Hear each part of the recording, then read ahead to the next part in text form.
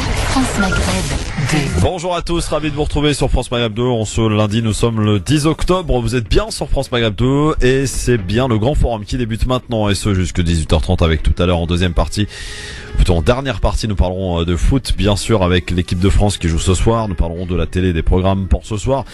Et puis une émission exceptionnelle. Non, il n'y aura pas d'avis tranché. Non, il n'y aura pas de coup de cœur, ni de j'aime ou j'aime pas. Mais nous allons consacrer notre émission à un humanitaire pour qui France Maghreb 2, d'ailleurs, s'est fortement mobilisé, et ce depuis le début de ce que l'on peut considérer comme une mésaventure qui lui est arrivée du côté du Bangladesh.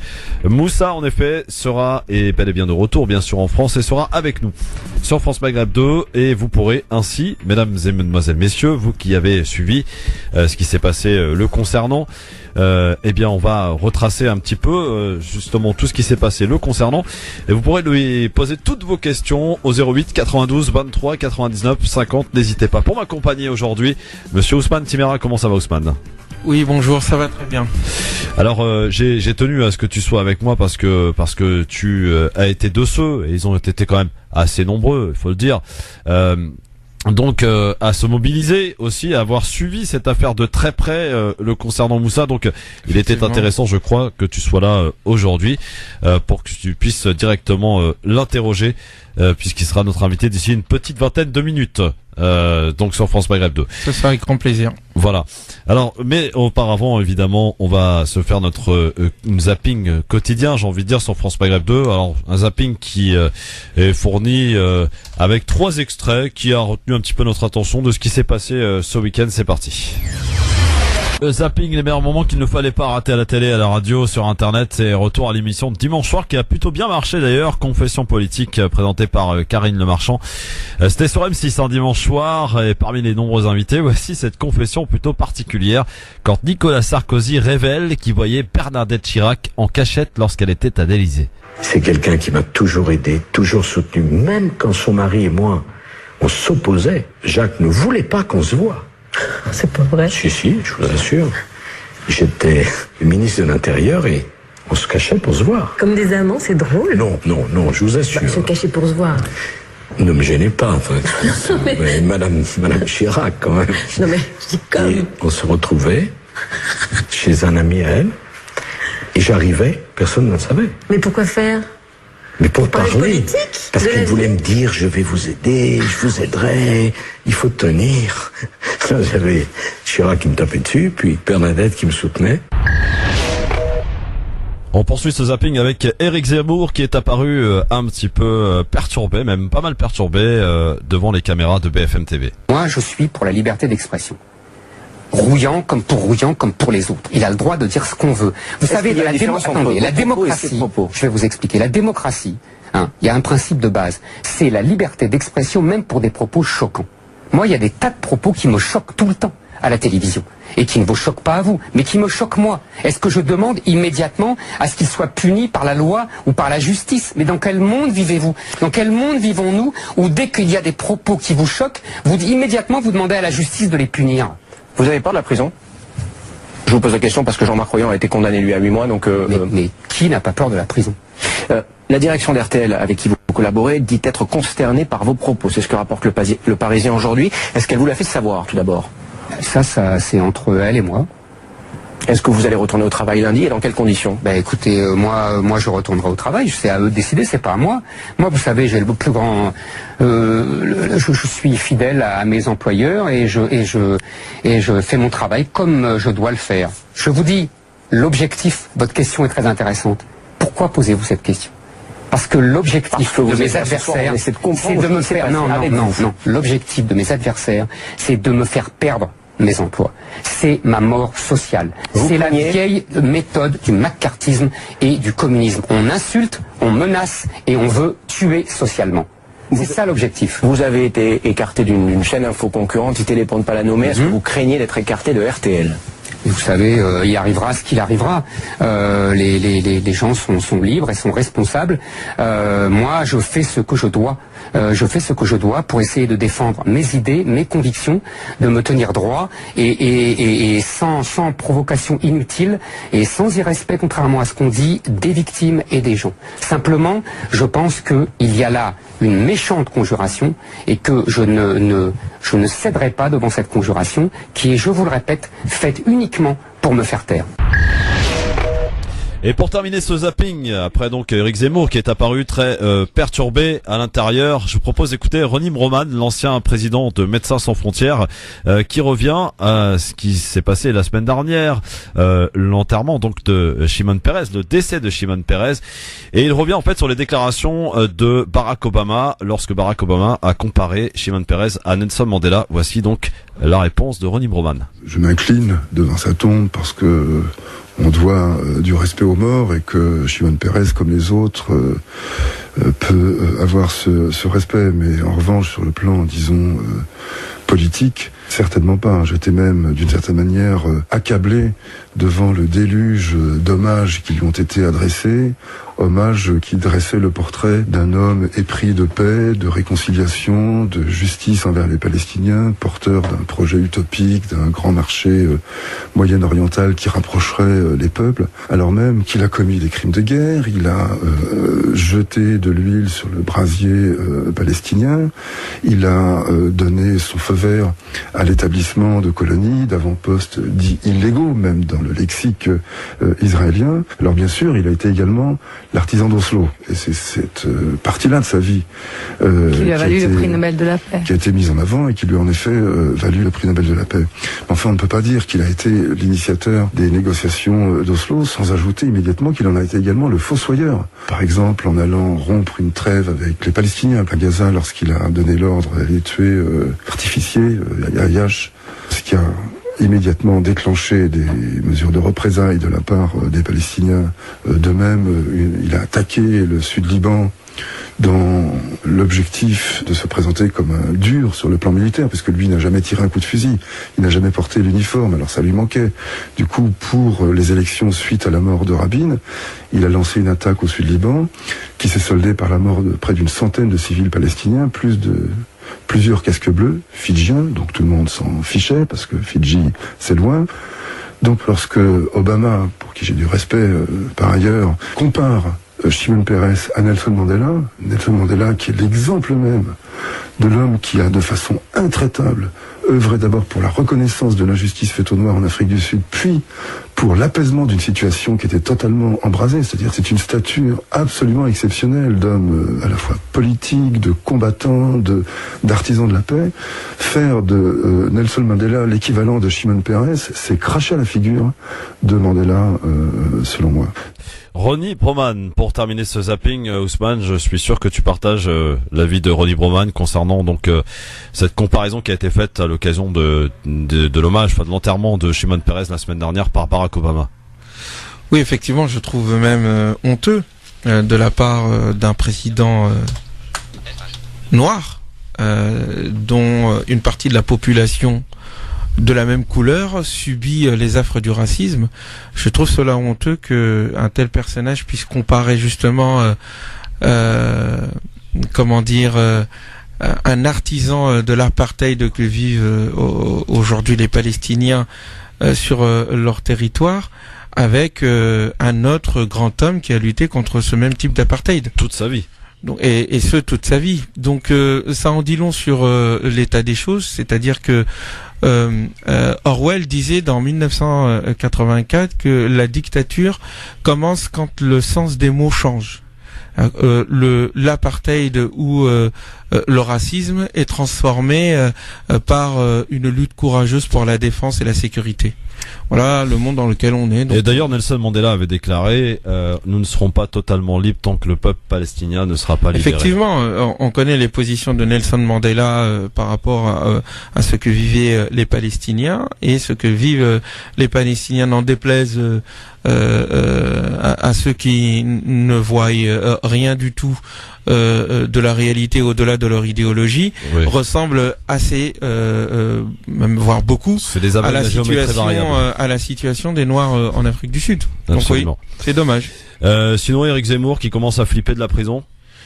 Écoutez, en temps normal, moi je suis pour le fait qu'on doit laisser à tout le monde la possibilité de s'exprimer et personne n'a à aller en prison parce qu'il s'exprime. Mais maintenant, comme la France aime être en contradiction avec les valeurs universelles des droits de l'homme qu'elle est censée défendre, elle a mis en prison un certain nombre d'individus qui ont dit leurs opinions. Quand bien même ces opinions vont à l'encontre de ce que moi je peux penser ou celles des autres. Donc je ne vois pas pourquoi cela ne devrait pas s'appliquer à Éric Zemmour. Mais vous voyez dans quelle situation on se trouve. Ridicule. C'est clair. Et puis alors là c'est un peu plus people, c'était hier soir Sarkozy qui déclare avoir vu à l'époque lorsqu'il était ministre de l'Intérieur Bernadette Chirac en toute discrétion, puisque Jacques Chirac ne voulait pas que Bernadette rencontre Nicolas et ils se rencontraient les deux chez un ami de madame. Ouais. C'est ridicule. Qu'est-ce que je dise moi, mais ça en dit long aussi sur la situation dans laquelle on est entre Shimon Peres, Éric Zemmour, Sarkozy. On voit le dénominateur commun, c'est-à-dire une vision populiste, hiérarchique des relations entre les hommes et qui est soutenue au fond par l'establishment, quand bien même officiellement Chirac, donc Jacques, défendait la cause irakienne contre les États-Unis. On se rend bien compte que dans son dos, bien des choses se passaient. C'est sûr. Dans un instant, mon cher ami Ousmane, chers amis auditeurs, il sera avec nous. Moussa, cet humanitaire dont on a suivi quasiment jour par jour la situation qui lui était réservée au Bangladesh. On va faire un retour donc sur son parcours. On va essayer de comprendre et sans langue de bois avec Moussa qui sera notre invité dans un instant. Un petit peu de retard l'ami Moussa, mais c'est pas grave, on lui pardonne dans un instant. Vos appels évidemment 08 92 23 99 50. France Maghreb 2, France Maghreb 2. Merci d'être avec nous sur France Maghreb 2. C'est le grand forum, évidemment, avec Ousmane Timera. On attend donc la star, on peut le dire, hein, mon cher ami Ousmane. Hein. Écoutez. Bah oui, Monsieur Moussa, donc qui est revenu du Bangladesh depuis donc fin juillet début août, et donc on essaiera de retracer un petit peu son parcours avec lui. On posera la question d'ailleurs au directeur de cette radio, ce pourquoi la radio a décidé de s'engager, enfin de le suivre de manière quotidienne, puisqu'on avait consacré une chronique qui s'appelait La Minute de Moussa tous les jours, où vous aviez, vous en souvenez Ousmane, eh bien le comment j'appelle ça, le collectif, voilà, Free Moussa, qui s'est mobilisé, qui nous donnait des nouvelles quotidiennes donc du sort de Moussa. Donc on l'a suivi plus que jamais, donc on souhaitait qu'il nous réserve, et c'est ce qu'il a fait d'ailleurs, sa première radio, sa première donc interview radio, bien sûr sur France Maghreb 2, et c'est ce qu'il a fait d'ailleurs bien gentiment, et il va venir dans quelques instants sur France Maghreb 2 nous donner de ses nouvelles d'abord, c'est ce qui nous intéresse, et puis retracer un petit peu son parcours, sa mésaventure qui l'a conduit quand même jusqu'en prison au fin fond du Bangladesh, parce qu'il avait ce tort peut-être de se soutenir les Rohingyas, mais pas seulement, il y avait aussi une histoire de nom visiblement, donc on essaiera de comprendre ce qui s'est passé avec lui. Juste auparavant, je voulais, parce qu'il y en a quand même quelques-uns qui se sont mobilisés. Vous vous souvenez certainement du rappeur Nekfeu qui avait en pleine cérémonie des victoires de la musique, Ousmane, parlé et appelé à soutenir Moussa, à demander à sa libération. Et puis il y a d'autres rappeurs un peu moins connus, peut-être que vous connaissez pas, mon cher ami Ousmane, qui s'appelle Tiers-Monde, qui fait partie du collectif Dim Records, c'est la boîte de Medine, le rappeur. Tiers-Monde avait sorti carrément un titre sur Moussa, je vous propose de l'écouter. On y va, c'est parti. Yeah. Moro Poro. Yeah. Yeah.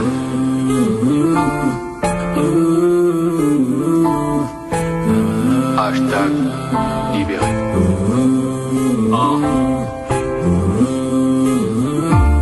Je voulais pas faire ce morceau par respect, mais je trouve lente leur dépêche AFP.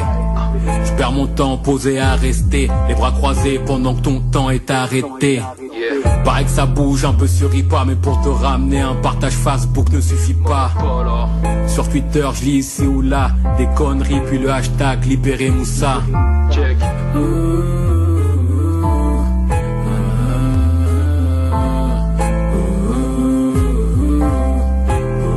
Libéré Moussa. Hashtag libéré Moussa. Yeah. Tiers-monde, molo polo. T'as le cœur qui manque au trésorier, pendant que je dormais sur mes lauriers.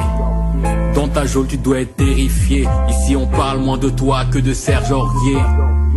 Rendons-le à sa famille, rendons-le à sa famille, rendons-le à sa mère, rendons-le à sa mère, rendons-le à ses amis, tout ça. Hashtag libérez Moussa. Hashtag libérons Moussa. Yeah. Hashtag libérons Moussa. Polo polo.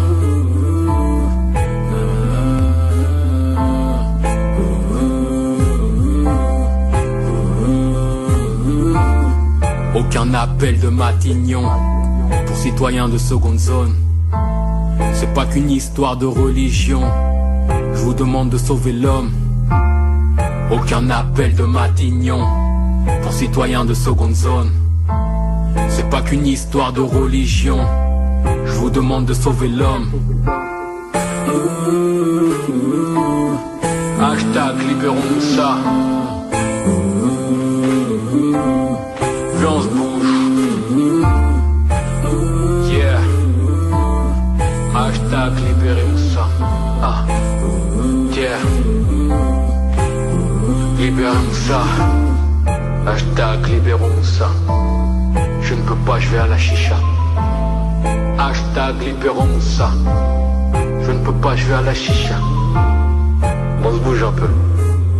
Big up à Ken Master. Yeah. Molo polo. On se bouge un peu.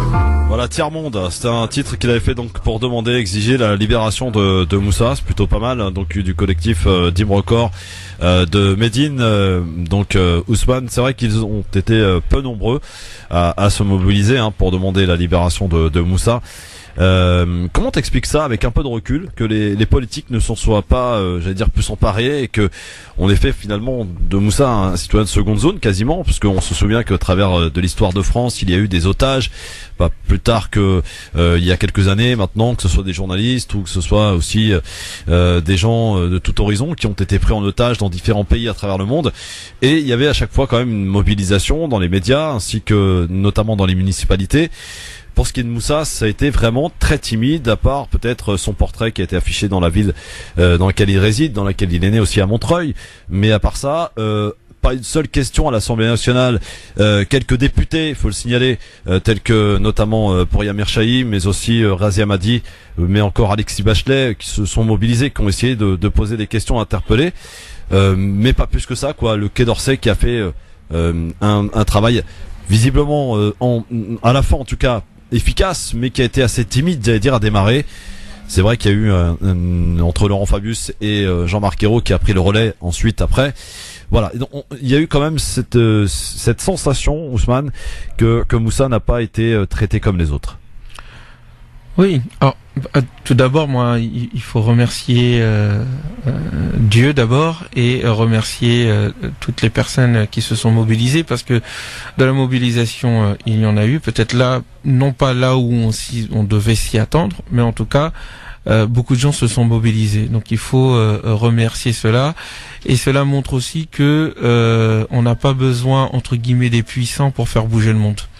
Ça c'est un premier point. Le deuxième point, effectivement, il faut aussi saluer, je pense qu'il y a quand même eu une action diplomatique souterraine, discrète, qui a été quand même faite, puisqu'on a eu quelques témoignages, et puis la famille de Moussa nous a indiqué que le Quai d'Orsay les avait accompagnés. Cependant, il est vrai que comparé à d'autres types de prises d'otages ou de personnes qui sont coincées à l'étranger, on a eu une mobilisation moindre sur le plan médiatique et sur le plan politique, qui, à mon avis, s'explique, en tout cas pour deux raisons. La cause musulmane et islamique de l'engagement de Moussa, c'est comme ça qu'en tout cas je peux le comprendre d'une part, et d'autre part le fait que il s'appelle pas Jean-Pierre. Je suis obligé de le dire. Donc ça montre quand même le deux poids deux mesures qui règne dans ce pays quant à l'application des règles, à savoir que quand un citoyen français, quel qu'il soit, est pris en otage ou en tout cas coincé dans un pays, les autorités françaises, l'élite française en tous les cas, se doit de se mobiliser. On n'a pas eu ce type de mobilisation. C'est bien dommage. Cela montre à quel point l'égalité de tous proclamée dans notre constitution n'est pas forcément appliquée telle quelle selon que l'on soit musulman ou pas, ou noir ou pas. Mais encore une fois, c'est à nous de faire des efforts pour faire en sorte que cette égalité de principe devienne une réalité. C'est ce que nous avons tenté de faire avec Moussa, c'est ce que les différents artistes ont pu montrer, et au fond, c'est ce qui sans doute a fait que certains députés et certains hommes politiques de premier plan se sont mobilisés. Alors, quand je disais que je tenais à ce que tu sois là avec nous, parce que tu avais évidemment été de ceux à le soutenir, à en parler, je te propose de remonter quelques mois en arrière. C'était sur cette même radio, dans cette même émission, justement, mon cher Ousmane, tu en as parlé. Je te propose de réécouter ce que tu avais dit à l'époque, donc sur Moussa. C'était dans le Grand Forum sur France Maghreb 2. Tu sais qu'il y avait des journalistes français et britanniques qui étaient retenus au Burundi. Oui. Eh bien, on vient d'apprendre leur libération. Ah. Donc comme quoi, bien. Quand on veut faire pression, on peut. Pendant que Moussa, lui, crève en prison au Bangladesh. Et là, on n'a pas l'impression que ça bouge beaucoup au niveau des autorités françaises. Moussa est cet humanitaire, je le rappelle, arrêté, qui est en prison donc depuis le 22 décembre dernier. Une audience avait lieu mercredi. Et le Bangladesh donc a décidé de le maintenir jusqu'à la tenue d'un procès. Ça peut prendre des mois et des mois. Notre minute Moussa, puisqu'on consacre tous les jours une minute pour prendre des nouvelles de Moussa avec son collectif, avec son frangin, qui est venu d'ailleurs cette semaine à la radio tout à l'heure à 17h pour les dernières nouvelles concernant Moussa. À suivre sur France Maghreb 2. Vos appels au 08 92 23 99. T'as suivi un petit peu cette affaire Moussa? Ouais. J'ai beaucoup suivi. Effectivement. Justement, tiens, puisqu'on en parle, qu'est-ce que tu en retiens? Est-ce que tu as l'impression justement que les autorités françaises agissent dans le bon sens? Est-ce que selon toi, tout est fait pour être libéré? Est-ce qu'il n'y a pas aussi quelques parasites qui viennent se greffer, j'allais dire, sur cette affaire Moussa? Premièrement, indépendamment des opinions que l'on peut avoir sur l'obédience, la religion, la couleur de peau d'un tel et d'un tel, un Français reste un Français.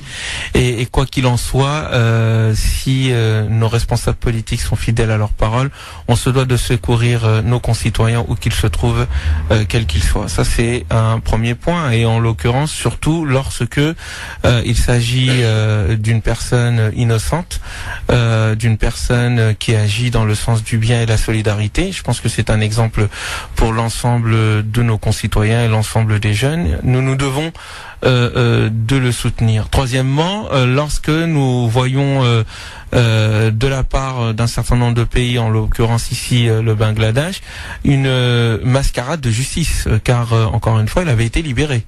Puis ensuite, un juge, le juge a été remplacé par un autre, et les décisions semblent venir de très très haut.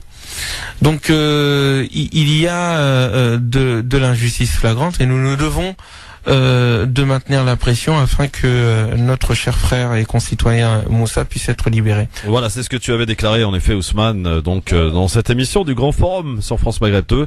Il est arrivé, il est avec nous. Bonjour Moussa, bienvenue, installe-toi, fais comme chez toi. Salam alaikum, bienvenue. Wa alaikum salam wa rahmatullah. Alors, on t'a suivi évidemment de manière quotidienne dans cette émission, sur cette radio, puisqu'on avait inauguré cette chronique qui s'appelait La Minute de Moussa. Tous les jours dans cette émission du Grand Forum, on prenait de tes nouvelles. Ce fut pas très glorieux tous les jours parce que les nouvelles étaient forcément pas bonnes. On a dû attendre et encore attendre, mais avec l'acharnement, ça a fini par payer. Tu es enfin revenu ici après une aventure, j'allais dire, quand même assez chaotique que tu as traversé donc depuis, j'allais dire, les fêtes de fin d'année de décembre 2014, c'est ça? 2015, pardon. 2015, oui, c'est vrai, 2015, effectivement, au Bangladesh, donc où tu es passé par la case prison. On aura l'occasion d'y revenir. On va essayer de relater un petit peu tout ce qui s'est passé, parce qu'il s'en est passé des choses. On est peut-être passé à côté des éléments, donc on va faire ça, si tu le veux bien, avec toi. Mais juste auparavant, je voulais donner la parole au président fondateur de cette radio France Maghreb 2, qui a demandé à ce que se mobilise tout de suite, à mobiliser l'équipe de la radio France Maghreb 2. Te concernant, Tarek Mami, bonjour. Bonjour Christophe, bonjour à toutes, bonjour à tous, bonjour et bienvenue à toi ici, bonjour Ousmane, bonjour Moussa, et puis on est heureux de te voir physiquement, entier, ici dans les studios de France Maghreb 2 bien sûr. Tarek Mami, pourquoi France Maghreb 2 donc a décidé de s'intéresser, de consacrer du temps d'antenne à Moussa? Je me rappelle Christophe que vous m'avez appelé pour me dire qu'il y a une association qui vous a appelé pour vous dire qu'il y a un jeune qui est en prison en Birmanie à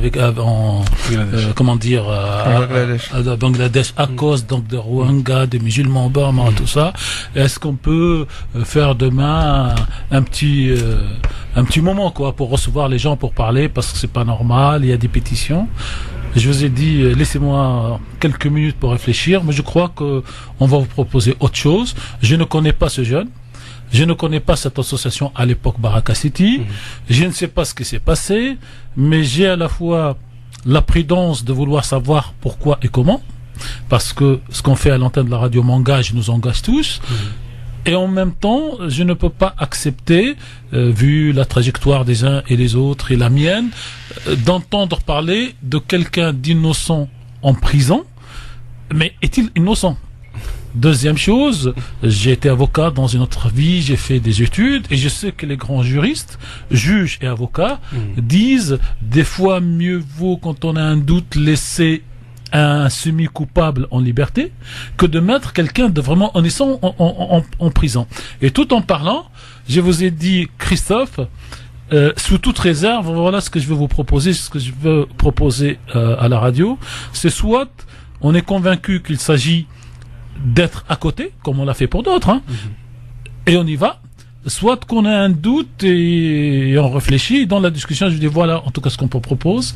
Au lieu de recevoir l'association demain pendant 2-3 minutes, faisons 1 minute tous les jours avec un jingle que Christophe diffusera tout à l'heure. C'est la minute de Moussa. Et on va s'engager en espérant, Inch'Allah, qu'on est sur le bon chemin.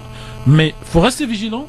Si j'ai la moindre information que ce qui nous a été vendu n'est pas vrai, on arrêtera la minute de Moussa et on présentera les excuses à tous les auditeurs parce que nous ne souhaitons pas être ni un instrument de manipulation, ni un instrument qui est manipulé par d'autres. Et puis, dans les 24 heures, on a créé le spot. C'est parti. Et tous ceux qui te connaissent, qui vous connaissent Moussa, se sont rapprochés de la radio, votre famille d'abord. Et puis, plein de personnes qui venaient tous les jours, dire un mot. Et tout d'un coup, bien que je sois directeur de cette radio, vers 17h, j'ai eu, cher Christophe, une espèce de geste mécanique pour mettre la radio pour écouter la minute de Moussa pour savoir ce qui se passe. Et on a vérifié, j'ai fait une petite enquête journalistique et tout ça, et on a eu tout le panel d'histoire, et c'est pour ça donc qu'on a mis cet instant. Et je vous dis, moi, ce que je retiendrai, c'est qu'on a fait ce qu'on avait à faire en conscience, et il fallait le faire, mais surtout ce réflexe que beaucoup d'auditeurs venaient écouter la radio pendant 5 minutes, parce qu'il y avait 5h, 5h03 selon les appels, pour être avec vous. Et donc, là, je suis non pas fier, mais heureux d'avoir été, cette radio l'a toujours été, du côté de ce que nous considérons nous comme la justice, même si pour d'autres c'est pas la justice, ce que vous méritez, vous, votre association Baraka, le mauvais comportement du président qui va à Canal+, et qui nous la joue, je sais pas quoi, du 1er siècle, avant Jésus-Christ et avant le prophète Mohammed. Et donc voilà un petit peu ce que je garde moi, et je te souhaite une longue vie humanitaire, une longue vie personnelle. J'ai vu ta mère, j'ai vu tous ceux qui étaient venus à Montreuil, et je pense qu'on est heureux quand on a l'impression en conscience de se regarder dans un miroir, toi dans ce que tu fais, nous à la radio dans ce qu'on a essayé de faire. Merci Tarek, ça c'était donc pour le point de vue donc de Tarek Mami et ce pourquoi la radio donc s'était mobilisée. Moussa, d'abord, est-ce que on t'a découvert, c'est vrai, suite à ce qui s'est passé pour toi au Bangladesh, mais moi, j'ai la chance de te connaître, pas personnellement et physiquement, mais au travers de d'autres personnes qui te connaissent, même depuis ton plus jeune âge. L'humanitaire, c'est ce que tu avais en toi depuis tout jeune, finalement, Moussa. Alors, qu'est-ce que je pourrais dire à cette question? C'est une question qui m'est souvent posée concernant mon parcours. On va essayer d'être plus original alors. Hein. Oui, non, parce qu'en fait c'est une question qui m'est souvent posée, parce que avec mon parcours et en ce qu'on voit aujourd'hui de moi et toutes les actions qu'on peut voir sur internet, donc beaucoup me demandent s'il y a un parcours bien défini à suivre concernant l'humanitaire. Mais j'ai envie de dire que moi j'ai un parcours qui est très atypique. Je pars d'un quartier, on va dire, je pense que tout le monde connaît, Montreuil, Lannou, pour les plus connaisseurs. Ouais. Et donc moi, donc quand je grandis à Lannou, j'aspire à un avenir qui est totalement différent duquel où je suis venu aujourd'hui. Je veux devenir footballeur pro, j'ai des amis, je suis dans le foot, j'ai un agent, j'ai des gens qui sont derrière moi qui me poussent vraiment à aller au plus loin dans cette carrière professionnelle. Et puis du jour au lendemain, j'ai cette maladie que je contracte au cœur, et puis je dois tout arrêter. Et puis là, il y a une nouvelle vie qui commence. Donc la découverte de l'islam, puis après petit à petit, j'essaie de comprendre les enseignements, toutes ces choses-là. Et puis je découvre les maraudes avec une jeune association à l'époque, c'était en 2009. Et puis donc de fil en aiguille, comme ça, donc des petites actions, je me suis un peu formé, on va dire, sur le terrain moi-même.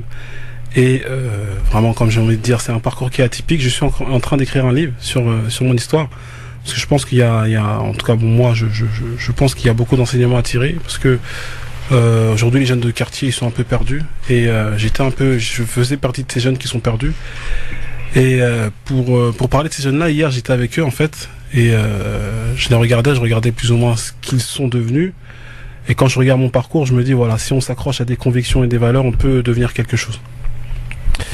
Ça c'est pour donc nous expliquer un petit peu comment tout a commencé finalement. Et donc tu as découvert effectivement les maraudes, tu as travaillé avec plusieurs associations, d'ailleurs d'où quand même tu es quelqu'un d'extrêmement connu dans le milieu associatif, en tout cas de ceux qui militent pour aider les autres dans l'humanitaire. Et puis donc tu as rejoint cette grosse association, puisque on peut parler de grosse association dans le sens où elle mane une certaine quand même somme qui n'est pas des moindres, l'association Baraka City. C'est ça. Alors, comment ça s'est fait, le fait d'aller à Baraka City, une association d'ailleurs qui n'est pas du tout dans ton département, pourquoi avoir choisi d'y aller? Alors, Baraka City, c'est plus la fin de l'histoire, même s'il s'est passé énormément de choses au sein de Baraka City. J'ai vécu 3 ans à Baraka City, il s'est passé énormément de choses, mais avant de venir à Baraka City, c'est vrai que j'ai fait une petite introduction, mais voilà, il y a plus ou moins 5 ans que je passe dans l'humanitaire en France. Avec l'association qui s'appelle Au cœur de la précarité. Ouais. Là, on a longtemps milité donc pour les maraudes, on a distribué de la nourriture aux sans-abri. On a commencé, j'avais 21 ans, je me rappelle.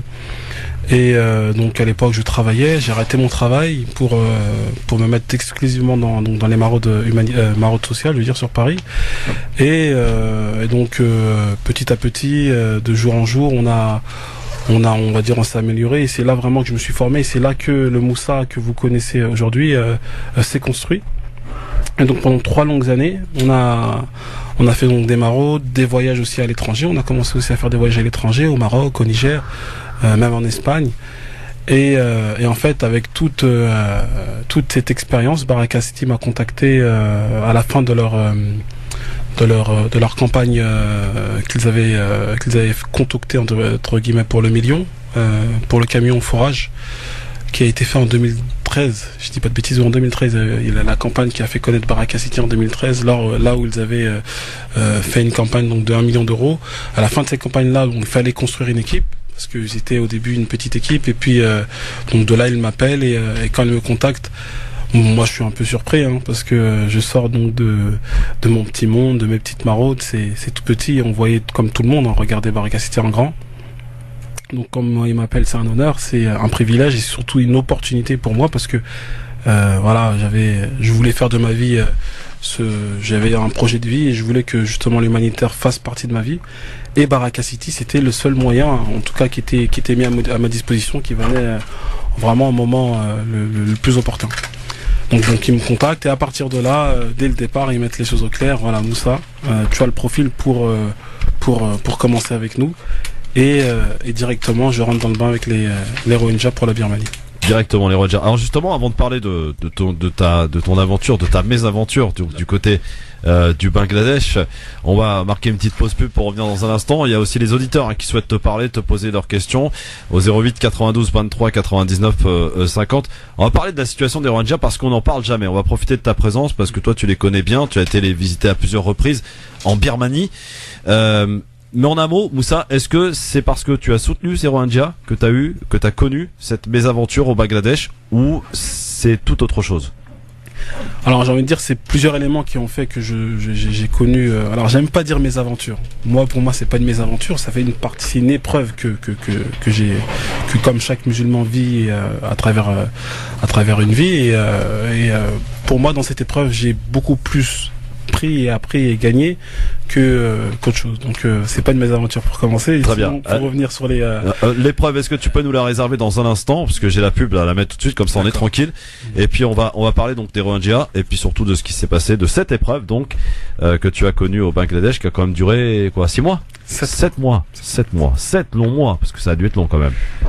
Tout dépend comment on prend le temps. Alors pas les premiers mois en tout cas en prison ont dû être assez compliqués. Le premier mois était très long. Ouais. Et ensuite après tu as su te rendre utile, puisque on va aussi en parler. Tu as créé quelque chose, profiter j'allais dire de ce qui t'était réservé pour créer quelque chose directement sur place en Birmanie. À tout de suite sur France Maghreb 2 avec Moussa et Ousmane Timéra et vous, chers amis auditeurs.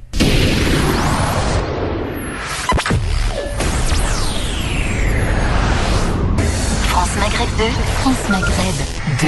C'est la suite du Grand Forum sur France Maghreb 2, un Grand Forum qu'on pourrait qualifier d'exceptionnel aujourd'hui, puisque nous avons la chance de l'avoir avec nous. Il est enfin revenu évidemment, mais depuis un petit moment déjà, mais il souhaitait évidemment se reposer et puis profiter des siens, commencer à se détendre, j'allais dire, après cette épreuve donc traversée au Bangladesh. On avait, c'est vrai, à cette même heure d'ailleurs, à peu de choses près, tous les jours à 17h, on attendait un petit peu la peur au ventre parfois de se dire mais qu'est-ce qui va lui arriver? Est-ce qu'on va peut-être enfin obtenir sa libération? Est-ce que eh bien Georges, que ce soit Fatia, qui se sont mobilisés, qui ont été de ceux qui ont donné des nouvelles de manière quotidienne te concernant, Moussa, des fois des fois étaient tristes et des fois étaient dans une humeur qui était pas au rendez-vous, mais bon. Alors Moussa, justement avant de parler de cette épreuve avec les auditeurs aussi qui vont pouvoir te parler, Ousmane Timéra bien entendu qui est avec nous, est-ce que tu peux nous parler des Rohingyas, parce que c'est vrai qu'on n'en parle quasiment pas, pour ne pas dire pas du tout, dans les médias français ici en Occident. En France, les Rohingyas sont, alors à peu de choses près, c'était d'ailleurs Claude Askolovitch qui avait fait un sujet te concernant sur iTélé, avait parlé de Rohingyas, mais sinon à part ça on n'en parle pas, Moussa. Alors les Rohingyas, c'est une communauté qui se trouve donc en Birmanie, donc pour la plupart des personnes qui ont un peu suivi l'histoire. Alors c'est une communauté qui a toujours vécu en Birmanie, donc depuis on va dire j'ai pas les chiffres exacts, parce que c'est vrai que en fait aujourd'hui Aung San Suu Kyi se base sur des faits qui ne sont pas vrais, qui sont faux, qui se reposent pour dire les Rohingyas ne sont pas. Aung San Suu Kyi qui est la prix Nobel de la paix, faut-il le rappeler. C'est ça, qui est aujourd'hui son parti politique qui est au pouvoir et qui dit aujourd'hui les Rohingyas ne sont pas des Birmans. Alors, pour rentrer vraiment directement dans la problématique, les Rohingyas, c'est une communauté qui est apatride, qui vit en Birmanie, dans l'état d'Arakan, dans une région qui est en Birmanie. Cette région qui est composée exclusivement de bouddhistes. Et là où, dans cette région, il y a le parti qui est le 969, ce parti qui est très hostile à toute autre communauté qui viendrait s'installer donc dans ce pays. Donc, il prône un bouddhisme radical. Et donc dans ce bouddhisme radical, il y a forcément donc directement un problème lié aux Rohingyas, parce que ces Rohingyas sont en pleine expansion, se développent, et donc ils ont vu directement une menace envers leur communauté, et donc à partir de là, ils ont les têtes pensantes du bouddhisme en Birmanie ont directement pris la décision donc de commettre, si je puis dire, un génocide envers la communauté des musulmans dans l'état d'Arakan. Alors, comment sont touchés les Rohingyas aujourd'hui en Birmanie par diverses manières, pardon. Premièrement, donc ils vivent un apartheid, comme je l'ai expliqué, donc ils n'ont pas le droit d'aller d'un village à un autre, ils n'ont pas le droit à l'éducation, ils n'ont pas le droit à la santé. Par exemple, moi, mon premier voyage quand je suis parti en Birmanie, il y avait Médecins sans frontières qui était sur place, et Médecins sans frontières ne pouvaient pas exercer leurs fonctions. Les seules choses qu'ils pouvaient faire sur place c'était soigner des plaies, mais quand il y avait des musulmans qui étaient victimes de vraies exactions, ils ne pouvaient pas opérer, ils ne pouvaient pas témoigner, et dès lors où ils ont témoigné, parce qu'une fois ils ont témoigné, ils se sont fait virer du pays. Donc ça, c'est la situation donc des Rohingyas en Birmanie. Donc ils vivent un apartheid, ils vivent comme un blocus à ciel ouvert. On peut le comparer très très aisément avec le blocus qu'on voit aujourd'hui à Gaza en Palestine. Donc il est démilité par des checkpoints dans l'état d'Arakan. En 2012, il y a eu donc des exactions là où il y a eu des milliers de morts. Et après donc ces actions, ils ont décidé de prendre tous les musulmans et les mettre dans des camps. Et à partir de là, donc ces musulmans vivent que sous tutelle des ONG humanitaires qui viennent de l'étranger. Mais le problème, c'est que quand ils ont autorisé les ONG à venir, ils ont refusé à toutes les ONG étrangères musulmanes d'agir sur le terrain, sous réserve que les ONG musulmanes passent une partie ou la moitié des fonds qui étaient réservés aux musulmans, ils doivent la donner aussi à la population locale. Donc ça, c'était la problématique dans laquelle on était aussi confronté, et c'est la raison pour laquelle aussi on a été amené à voyager seul. Pas en partenariat, et même les associations ne voulaient pas se mélanger avec d'autres associations. Donc ça, c'est plus ou moins la situation, et c'est ce qui amène aussi aux Rohingyas donc d'émigrer donc vers les autres pays, donc les pays limitrophes, en l'occurrence le Bangladesh, les pays où je me suis rendu, et aussi donc les pays, donc je pense que vous avez aussi un peu suivi donc avec les beatboats, où il y avait donc les Rohingyas qui se ruaient en masse donc dans les bateaux et essayaient donc d'aller en Indonésie, Malaisie, en Thaïlande, et puis à un moment on arrivait à un moment où les pays ne pouvaient plus accueillir ces réfugiés. Ne pouvaient plus ou ne voulaient plus? Alors voilà, faut quand même nuancer les propos. C'est des pays qui ont accueilli énormément de Rohingyas dans les frontières. On en voit, ils sont vraiment en masse. Et puis après aussi, il faut regarder aussi la condition donc des pays qui les accueillent. Quand on prend le Bangladesh, c'est un pays qui est extrêmement pauvre. Ouais. Quand on compare à la Birmanie, le Bangladesh, c'était la deuxième fois que tu y allais? La quatrième fois. Quatrième fois, d'accord. Mon quatrième voyage, je suis parti au Bangladesh. Donc tu commençais à connaître. Je connaissais très bien la et là, tu le connais par cœur maintenant. Là, je parle même. Tu l'as pratiqué, j'allais dire même au fin fond de ces prisons, malheureusement. Oui, c'est ça. Écoute, franchement, Ousmane, je sais pas ce que t'en penses, mais c'est vraiment intéressant parce que Moussa connaît bien évidemment les Rohingyas. Alors nous, on les connaît de loin, on s'y en intéresse forcément. Mais toi, tu es un connaisseur, Moussa, et franchement, je t'invite régulièrement dans cette émission à venir nous en parler parce que on n'a pas le droit de rester silencieux. On se doit quand même te parler de ces gens qui vivent et qui est peut-être d'ailleurs une minorité la plus persécutée au monde aujourd'hui. Cela dit, Ban Ki-moon d'ailleurs. Oui, exactement. Cela dit, mon cher Moussa, il y a beaucoup de monde évidemment, comme on en parlait tout à l'heure, qui se sont mobilisés pour demander ta libération, qui ont usé un petit peu de leur notoriété, comme l'a pu faire d'ailleurs Ousmane et beaucoup d'autres, mais aussi quelqu'un que vous connaissez peut-être, il s'appelle Mohamed Bajrafil, l'imam Mohamed Bajrafil qui est avec nous. Bonsoir cher. Salam alaikum Christophe. Bonsoir Mohamed Bajrafil, vous avez été aussi de ceux qui avaient exigé, demandé et suivi de très près le sort de Moussa. Moussa, Mohamed Bajrafil Moussa. Salam alaikum Moussa. Wa alaikum salam Moustaz, comment ça va? Alhamdulillah Rabbil Alamin, et toi-même?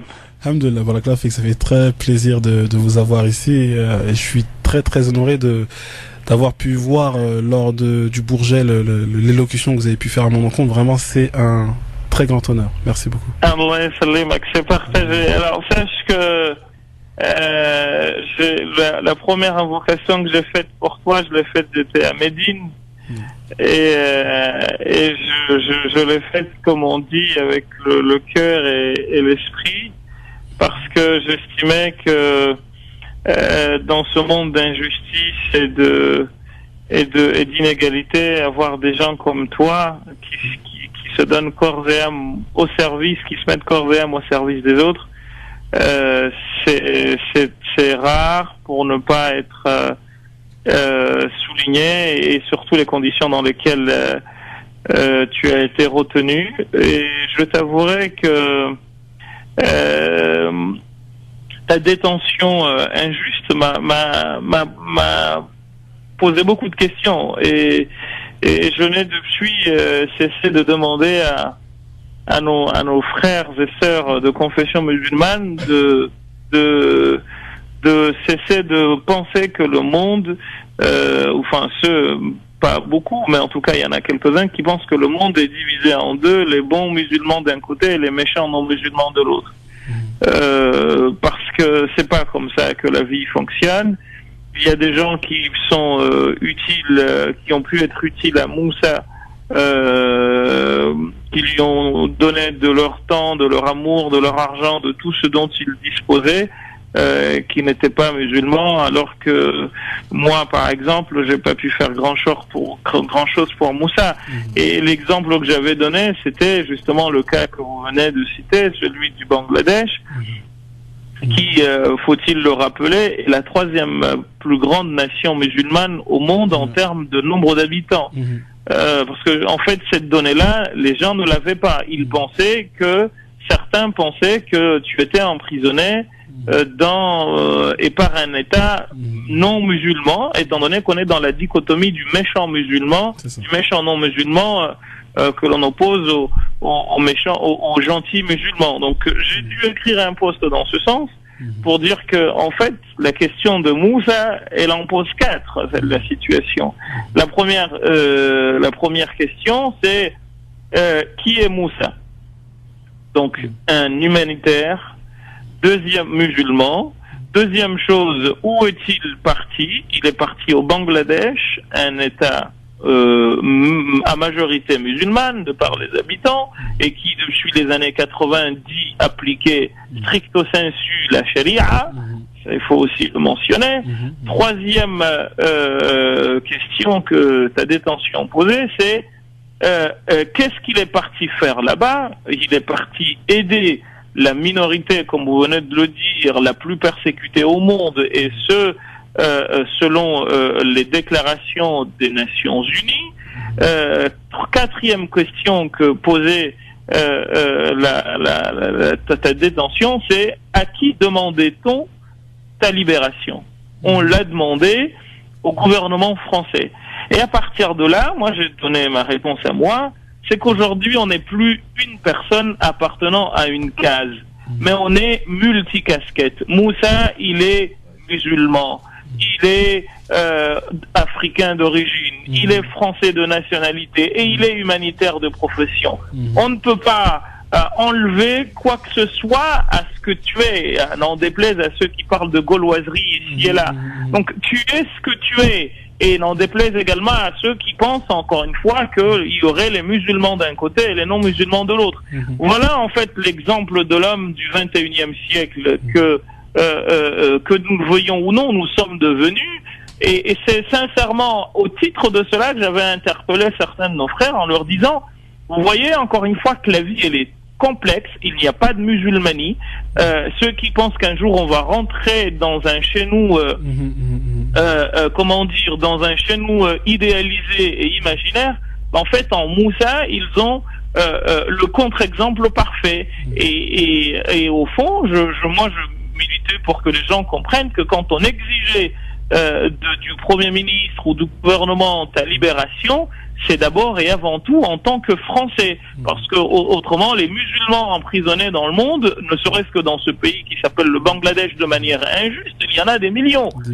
Et c'est pas pour autant que nous nous mobilisons, parce que même si nous nous mobilisons, nous n'aurions pas eu l'écoute, n'est-ce pas, du gouvernement tel que nous l'attendions.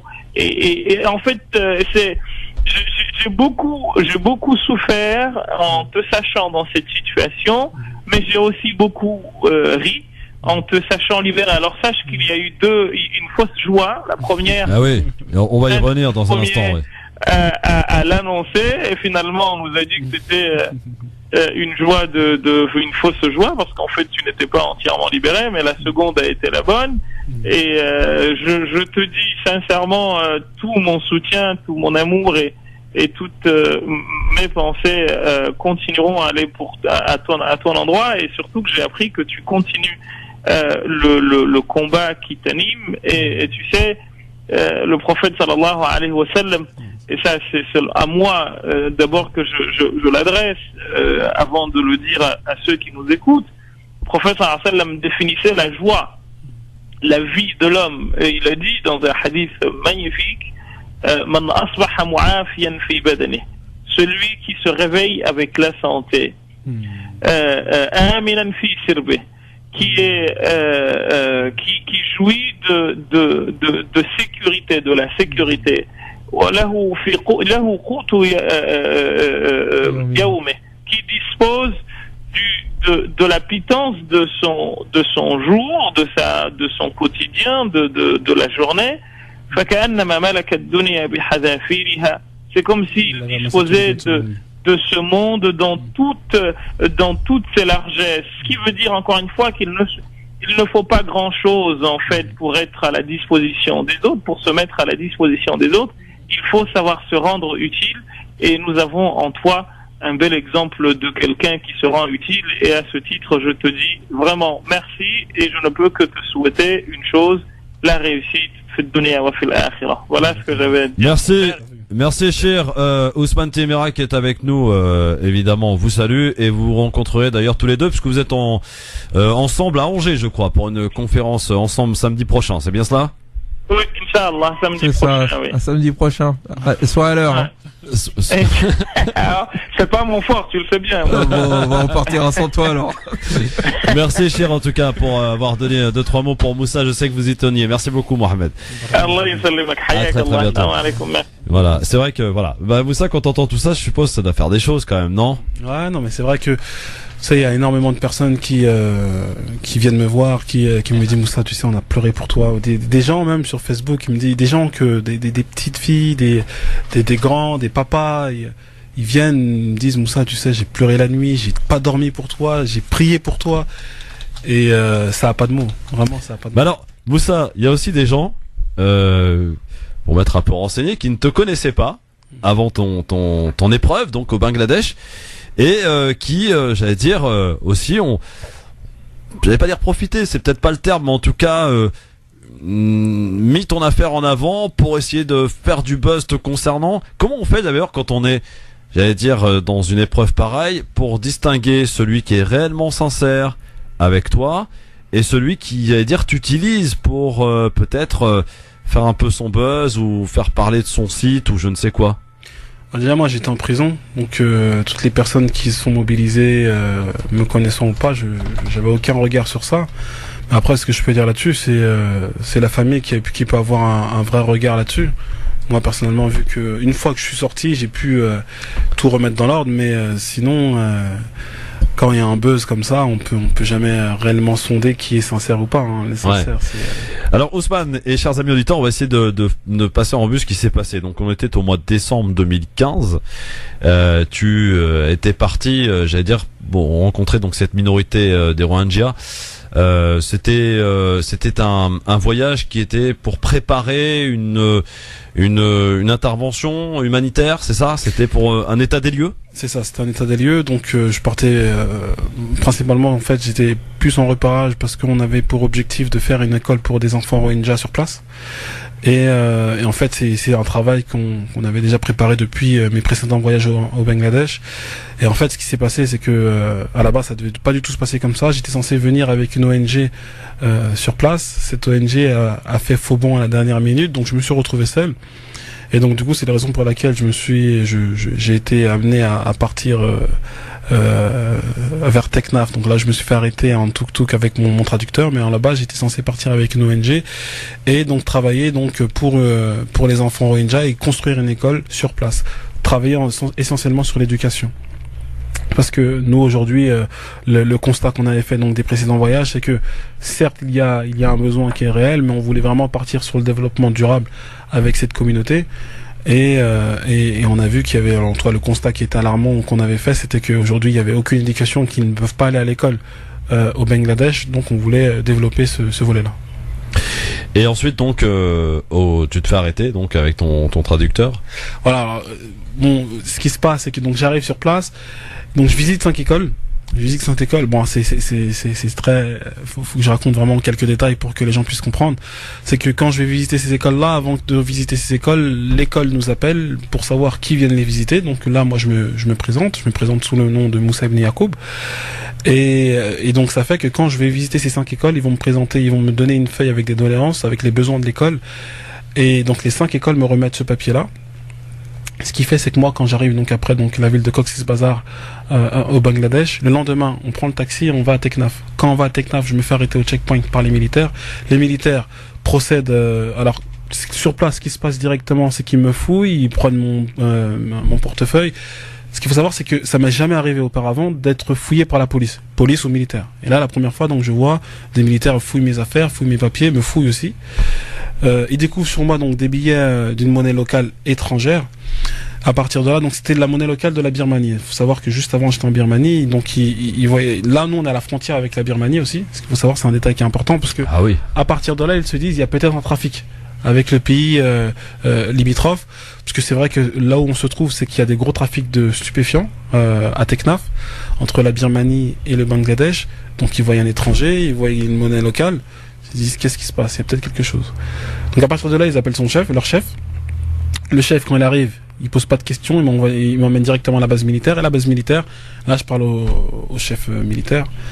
Et donc là, le premier interrogatoire commence. Donc là, il fouille mes papiers. Et dans mes papiers qu'il découvre, il voit donc les 5 écoles que j'avais visitées au préalable.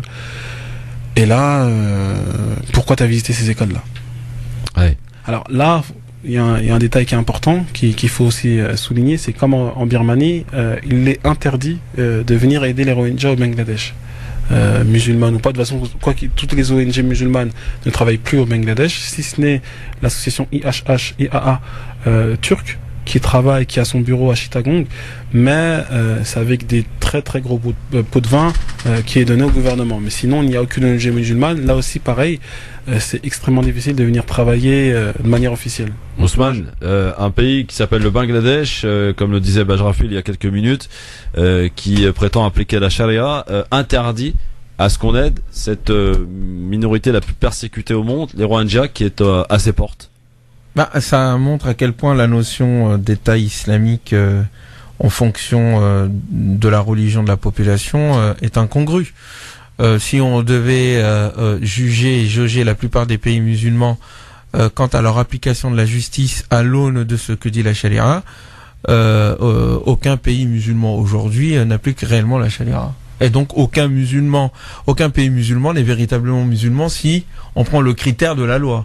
Donc ça en dit long sur ce qui se passe. Et effectivement, l'islam, c'est d'abord des principes. Quiconque adhère à ces principes adhère à la communauté.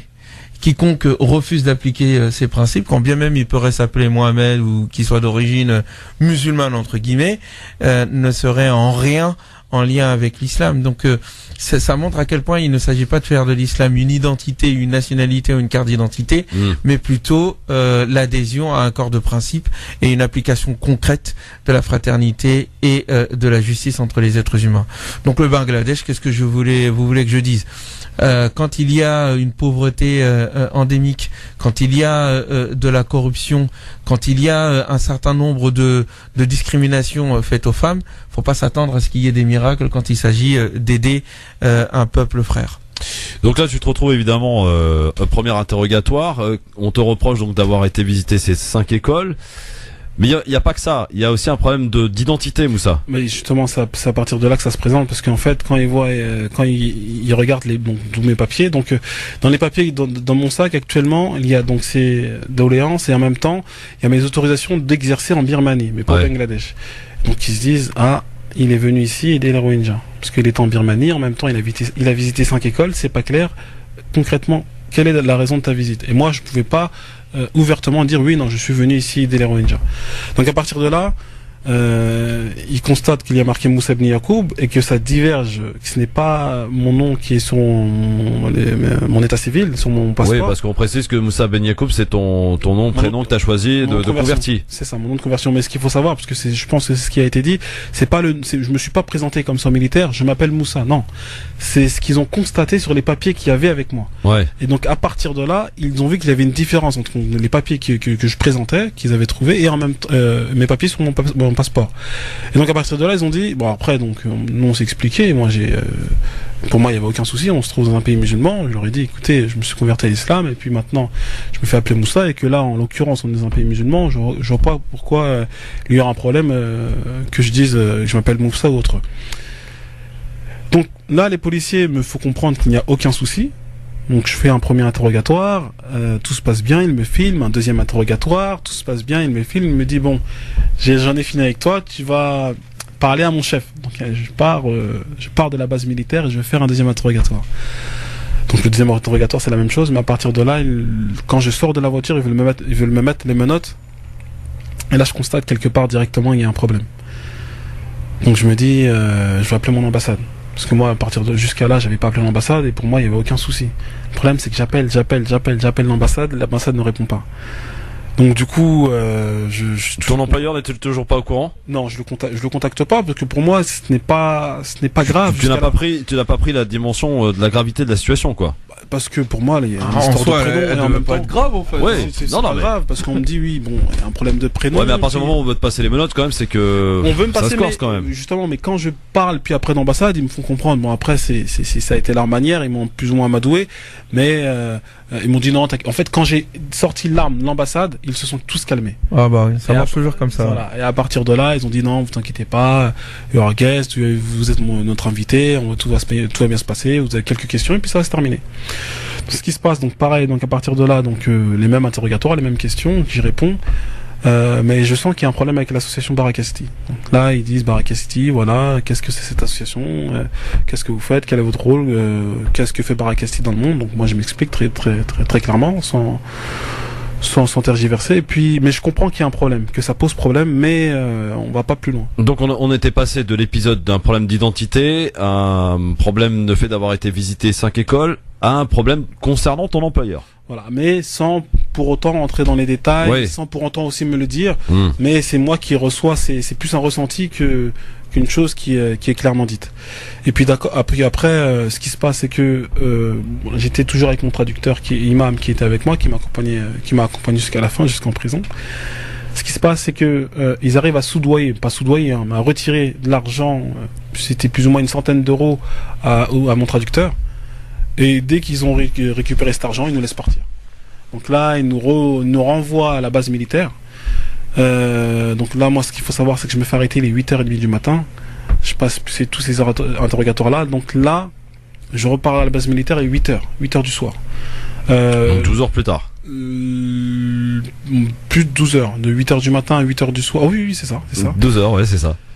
Et ce qui se passe, c'est que il me dit voilà, maintenant tu vas passer un dernier interrogatoire et puis après cet interrogatoire c'est fini, tu rentres à la maison. Sauf que ça s'est pas vraiment passé comme ça, c'est ce qu'on va voir dans un instant si tu le veux bien, juste après la pause, avec les auditeurs aussi qui attendent et qui souhaitent te poser des questions. On va essayer de ne pas raconter évidemment tous les détails parce que sinon on n'aurait pas assez de l'émission pour le faire, mais pour histoire que les gens comprennent ce qui s'est passé du début à la fin, d'essayer de parler des détails importants qui ont fait que cette affaire quand même a pris une telle ampleur. À tout de suite.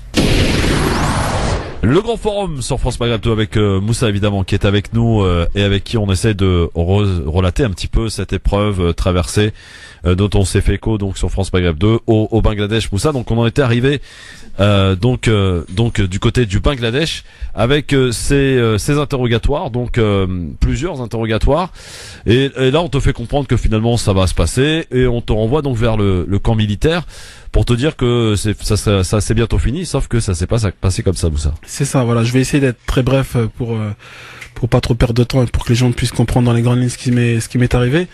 Donc du coup, j'arrive, je reviens à la base militaire et là c'est plutôt les services secrets qui m'accueillent, qui me fait passer. Service secret du Bangladesh. Du Bangladesh, voilà. Donc là c'est un stade au-dessus, c'est des personnes qui parlent un anglais très soigné avec des questions très précises et donc directement ils en viennent au fait sur la question des Rohingyas. Donc clairement et très clairement ils me disent voilà, le problème c'est les Rohingyas, tu es venu aider les Rohingyas et ces écoles-là, pourquoi? Donc là c'est vraiment très clair. À partir de là, moi je fais une rupture de dialogue avec ces personnes-là et donc l'interview se termine. L'interrogatoire se termine, pardon. Et donc là, c'est compliqué parce que il y a les militaires qui me disent bon, c'est bon, tu peux partir. Et donc, mais le problème, c'est qu'il est 23h. Il est 23h, moi j'ai mon sac, je suis à Teknaf. Mon hôtel, la Coque Bazar, il y a 3 heures de route, on est dans la forêt. Et ils me disent, tu peux pas rentrer, c'est pas possible. Donc, tu dois rester avec nous. Moi, je leur dis, écoutez, je reste pas avec vous. Et donc là, en fait, ils avaient déjà pris leur décision de m'arrêter. Mais ils savaient pas comment me faire, et ils savaient pas comment le dire. Ouais.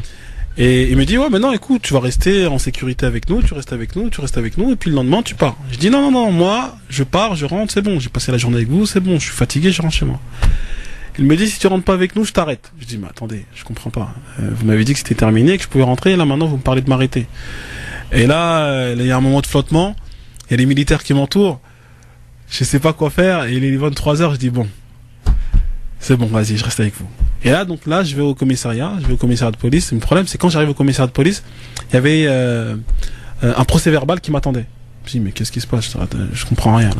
Je dois rentrer à la maison. Je rentre vous me dites finalement, on reste ensemble pour la sécurité. Il y a un procès verbal qui m'attend, donc dans ce procès verbal qui dit, j'ai falsifié donc mon identité. Je donnais une fausse identité. Là, tu commences à connaître en fait ce qu'on te reproche, quoi, officiellement. Officiellement, mais en même temps, là en fait, moi j'ai on va dire un commissaire qui est face à moi, qui me présente un procès verbal, sans me le présenter, hein, parce qu'en fait, même là quand j'arrive, le commissaire il me dit voilà, tu vas dormir là dans la cage à poules avec les autres détenus. Je dis mais attendez, mais c'est quoi ce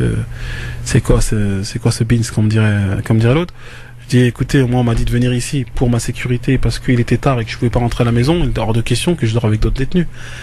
Et puis après c'est là que involontairement il me sort le procès verbal et donc là il me montre plus ou moins ce qu'il me reprochait, donc là ma fausse identité, et il me le dit sans véritablement me dire, je suis peut-être venu faire des actes terroristes sur le territoire. Là moi j'entends, je me dis ouh là là, qu'est-ce qui se passe? Bon, il me dit finalement on va en reparler le lendemain, mais qu'il est hors de question que je dors avec les autres détenus. Donc là, il m'ouvre son bureau, je dors dans son bureau, bien que son bureau est fermé avec des barreaux. Il revient le lendemain à 11h du matin, donc là, sachant que je n'ai toujours pas parlé à Baraka City, je n'ai toujours pas parlé à mon ambassade, qui ne répond pas. Et donc là, il est face à moi, et là, moi, j'entends terrorisme. Je me dis, mais là, ça, c'est pas possible. Hein. Il faut absolument que je prévienne tout le monde. Donc je préviens, donc là, je sais pas comment, j'arrive à tomber sur un numéro de l'ambassade qui répond. Et là, donc, je fais l'historique.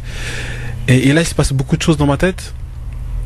Parce que, bon, après, c'est aussi avec du recul, hein, mais la veille, quand je parle avec les services secrets, le soir à 23h, ils me disent, ne t'inquiète pas, ton ambassade est très informée sur ce qui t'arrive, sur ce qui se passe et sur tous ces interrogatoires. Ils sont au courant de tout. Parce que moi, j'avais là, avec les services secrets, j'avais aussi fait la menace de l'ambassade. Ils m'ont dit, non, mais t'inquiète pas, hein. Ils sont au courant de tout et ils sont au courant. Mais en gros, voilà quoi. On travaille en étroite collaboration avec eux. Mais ça fait pas tilt quand il me dit ça, parce que moi j'ai pas encore eu l'ambassade. Et le lendemain, quand je suis face au commissaire, donc je parle avec le commissaire et en même temps j'arrive à voir l'ambassade et je leur explique, ils me font comprendre que ils viennent d'apprendre ma situation. Mais là, moi j'ai dormi et tout, donc j'arrive pas à faire les rapprochements. Donc là, donc directement, donc j'ai monsieur le consul qui est avec moi, qui est au téléphone. Je passe le téléphone au commissaire. Le commissaire, il a peur, il veut pas parler avec le consul. Il dit, écoutez, moi c'est mon chef, j'exécute les ordres. Parle avec mon chef et puis voilà, Moussa va être libéré. Donc là, le consul je reprends le téléphone, il me dit c'est bon Moussa, t'inquiète pas, tu iras jamais en prison. Et même là, il me dit prison, je fais pas tilt. Je dis attends, on parle de fausse identité, et à quel moment on parle de prison? Qu'est-ce qui se passe? Donc c'est vrai que ça aussi, ça m'a interpellé, donc, mais sans pour autant me faire peur, parce que l'ambassade m'avait directement rassuré en me disant que voilà, t'inquiète pas, tout va très bien se passer et tu ne vas pas aller en prison. Mais prison, il était rentré dans ma tête. Donc là, donc je parle au commissaire, le commissaire me dit tu vas repartir en ville, tu vas faire un dernier interrogatoire et à partir de là, tout va se terminer. Je rentre dans le camion cellulaire, qui n'en est pas vraiment un, mais c'est un camion là où tous les détenus rentrent pour repartir au tribunal. Donc moi je pars dans cette optique donc d'aller à ce tribunal ou au commissariat je ne sais où pour avoir un dernier interrogatoire et que tout allait se terminer. Là je pars rassuré en sachant que j'ai parlé à l'ambassade et que l'ambassade a parlé avec le commissaire et que l'ambassade m'a dit qu'il allait parler avec le chef je ne sais lequel, mais entre guillemets je suis rassuré. Et c'est à ce moment-là que j'appelle Baraka City, que je fais l'historique. Donc voilà, je leur explique ma situation, ce que j'ai fait, ce qui s'est passé, ne pas s'inquiéter, que ne pas de faire de communication jusqu'à ce qu'ils aient de nouvelles de moi, et que quoi qu'il en soit, s'il y avait un contact ou une chose à faire, c'était de prendre contact avec l'ambassade de France au Bangladesh, et j'avais donné le numéro de Bangladesh, de l'ambassade du Bangladesh. Mais que je préviens que j'avais plus beaucoup de batterie sur mon téléphone, que 3 heures après, mon téléphone allait s'éteindre et qu'effectivement, s'il n'y avait pas de nouvelles de moi, qu'il fallait faire quelque chose, dans le sens qu'il faut contacter l'ambassade, voir qu'est-ce qu'il faut enclencher avec l'ambassade si il n'y a plus de nouvelles de moi, parce que j'avais aucun moyen de les contacter. Ce qui se passe, c'est que moi donc j'arrive au tribunal. Au tribunal, il n'y a personne qui vient me voir pour m'interroger. Il est tard. Deuxième jour là. Deuxième jour, donc ouais. ça fait 48 heures. Et là, je me retrouve avec quelqu'un qui parle pas du tout anglais. Je suis dans la cellule des arrivants, entre guillemets, au tribunal. Et là, il me dit, il est tard, il est nuit, il fait nuit, il y a plus personne. Il me dit, on va aller dans un autre endroit, et c'est là que tu vas rester. Mais il parle pas anglais, je comprends rien, il me fait que des gestes. Et là, donc, on monte dans le véhicule, et là, pour le coup, c'est un vrai camion cellulaire. C'est un vrai camion cellulaire, là où les détenus rentrent. Et là, on se dirige à un endroit, je ne sais pas où. Mais moi, je ne vais pas avec les détenus. Il me laisse à l'avant pour me faire croire que moi, je suis pas comme les autres et que, comme au début, en fait, me faire croire que tout va bien se passer, que je suis un invité et que, après ce dernier interrogatoire, ça allait se terminer. Et là, on arrive, en fait, le camion cellulaire se gare directement face à la porte. Donc, on rentre dans une grande salle, je ne sais pas c'est où, je ne sais pas c'est quoi. J'ai quelqu'un en face de moi qui se présente, qui est en civil, qui me dit, si tu veux rentrer à l'intérieur, il faut que tu me passes tous tes effets personnels. Je dis, mais pourquoi? Je dis, moi, je garde tous mes affaires, mon appareil photo, mon argent, ma carte bleue, tout ça. Je dis, non, moi, il est hors de question que je passe mes affaires. Et il me dit, si tu veux rentrer à l'intérieur, tu dois passer tes affaires personnelles. Je dis, mais non, donc on discute, on essaye. Il me dit, c'est impossible. Il me dit, de toute façon, quoi qu'il en soit, tu pars demain. Donc, laisse tes affaires. Je dis, ok, après mon longue négociation, j'accepte. Et là, je passe mes affaires, je passe tous mes effets, je note ce que j'ai donné, tout ça. Et puis là, il y a quelqu'un, il vient me fait une fouille au corps. Je dis, mais attends, mais pourquoi il fait une fouille au corps avant de rentrer dans l'hôtel? Dans l'hôtel, ou je ne sais trop quoi. Et là, on rentre, et là, je vois en fait, finalement, c'est la prison. Je vois que c'est la prison. Et donc, j'arrive, je rentre dans la cellule. Là, il y a 300, voire 500 personnes qui dorment comme ça. Et là, subhanallah, parce que c'est très marquant mes premiers jours, parce qu'il y a des Rohingyas qui viennent directement. Ils viennent au chevet de la cellule, aux portes de la cellule, et ils me parlent en arabe avec le pot d'arabe que j'ai et aussi que eux ils ont, et on commence comme ça à échanger. Et donc ils disent qu'ils viennent de Birmanie, qu'ils souffrent, et là moi en même temps je suis pas triste. J'ai ce sourire et j'ai ce message, on va dire, d'espoir que j'essaie de transmettre en disant, voilà, je suis venu pour vous, je suis venu vous aider, j'ai traversé ça, aujourd'hui je me trouve ici, mais je vais partir demain, mais vous inquiétez pas, je vais prendre vos témoignages, on va parler demain. Et puis, et il me revoit un visage triste en me disant que tu sais pas dans quel pétrin tu es. Et je lui dis, mais non, mais t'inquiète pas. Et là, il est tard. Et donc je rentre dans ma cellule. Donc je dors et on se lève très tôt à 4h du matin. Je me rappelle, c'est encore une fois les Rohingyas, parce qu'ils sont pas, c'est pas les plus nombreux en prison, mais ils me viennent me réveiller la nuit comme ça pour faire la prière de nuit. Et donc on se lève jusqu'à la prière du matin. Et donc là les matins on nous appelle, les arrivants, ceux qui sont arrivés la nuit, pour se présenter au chef de la prison.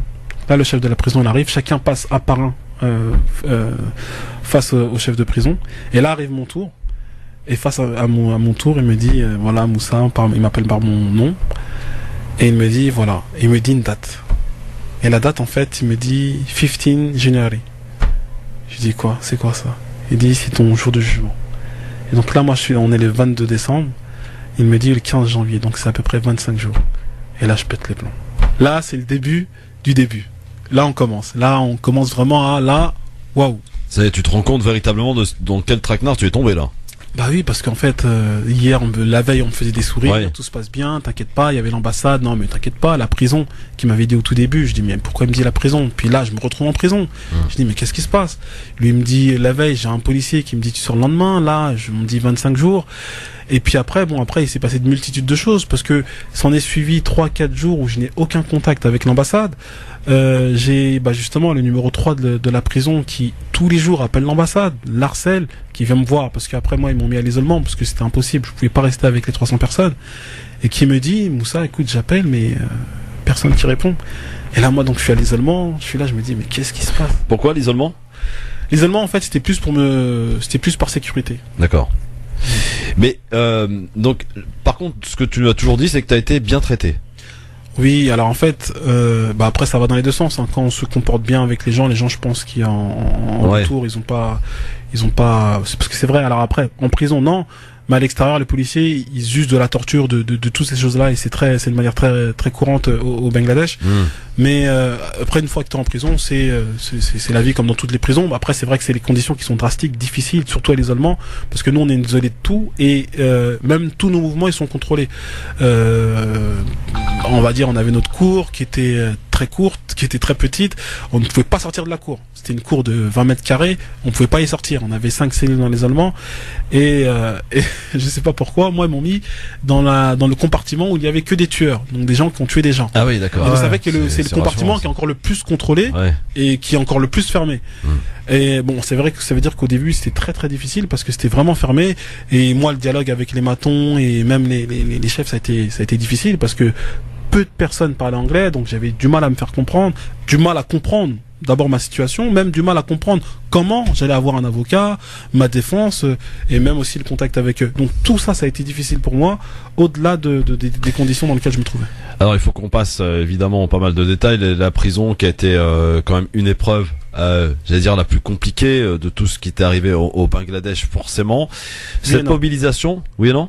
Oui et non. Alors la prison, ça a été un moment difficile au début parce que comme dans chaque épreuve, je pense que une fois qu'on comprend, parce que voilà, j'ai eu ce moment où j'ai dû me remettre en question au début. Hein, j'ai eu 3 jours de flottement où je me suis dit mais Moussa, tu es venu, tu as sacrifié quelque part. Est-ce que tu as un problème dans ta foi, dans ta niya, dans ton intention, dans ce que tu fais?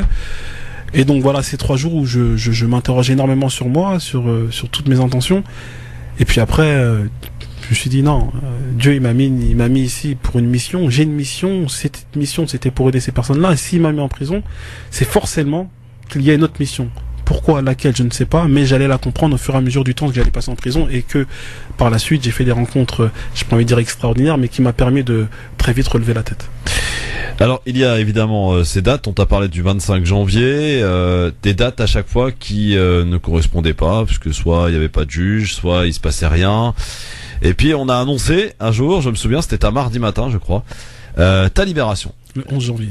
Le 11 janvier. Alors donc Moussa libéré, donc tout le monde commence à s'emballer, se réjouir forcément, parce que entre temps il y avait une communication qui s'était quand même enclenchée de la part de Baraka City notamment, donc libération, tout le monde est content évidemment, pétition pour demander la libération de Moussa qui commençait à obtenir quand même quelques milliers de j'aime, de signatures, et puis alors le lendemain matin, finalement, eh ben non, Moussa reste en prison. Mais alors, dans cette épreuve, toi, tu n'es pas sorti de prison, tu y es resté. Je suis resté en prison. Ça a été un des moments les plus durs. Il y a eu 2 moments très très durs en prison. Bah, le début, quand j'ai appris que j'allais rester 25 jours. Et puis après, il y a eu effectivement cette libération avortée. Et quand j'ai vu partir mon co-détenu, qui a été libéré, moi je suis resté un mois de plus. Ça a été les 3 moments qui ont été vraiment difficiles.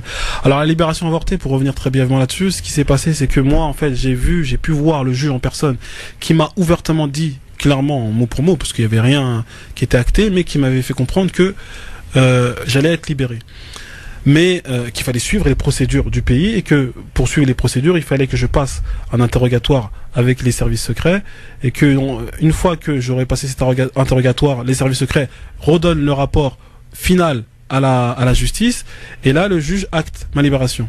Mais avant que toute cette procédure se mette en place, moi j'ai pu parler avec le juge, je lui ai dit quoi qu'il en soit, ta libération est actée en mon sens et que donc cette date, donc la date du 11 janvier, tu seras libéré. Donc à partir de là, moi j'ai pu, et les avocats ont pu communiquer directement avec Baraka City pour dire que j'allais être libéré.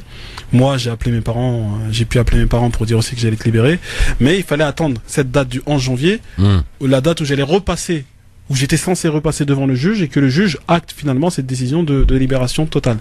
Mais ce qui s'est passé, c'est que alors bon, en fait je sais pas ce qui s'est passé. Moi je sais pas ce qui s'est passé, parce qu'en fait je suis en prison. Moi je suis en prison, je dis au revoir à tout le monde, les co-détenus, les matons, le chef, tout le monde. Je prends mes sacs, mes affaires, je range tout et je sors et j'attends. Et là le temps passe et mes co-détenus viennent me voir et me disent Moussa, c'est pas pour aujourd'hui. Je dis mais non, c'est bon, j'ai parlé avec le juge. Non, ça c'est pas pour aujourd'hui. Pourquoi je raconte ça? Parce que je fais directement un flash forward, un saut dans le futur. Parce que le véritable jour de ma libération, c'était les mêmes conditions. L'heure, parce qu'en fait ce qui se passe, c'est qu'en prison, entre 10h et 17h, avant 10h, les portes ne s'ouvrent pas, et après 17h, on n'a plus le droit d'ouvrir les portes, on reste dans les cellules. Ouais. Et là, en fait, l'heure était passée.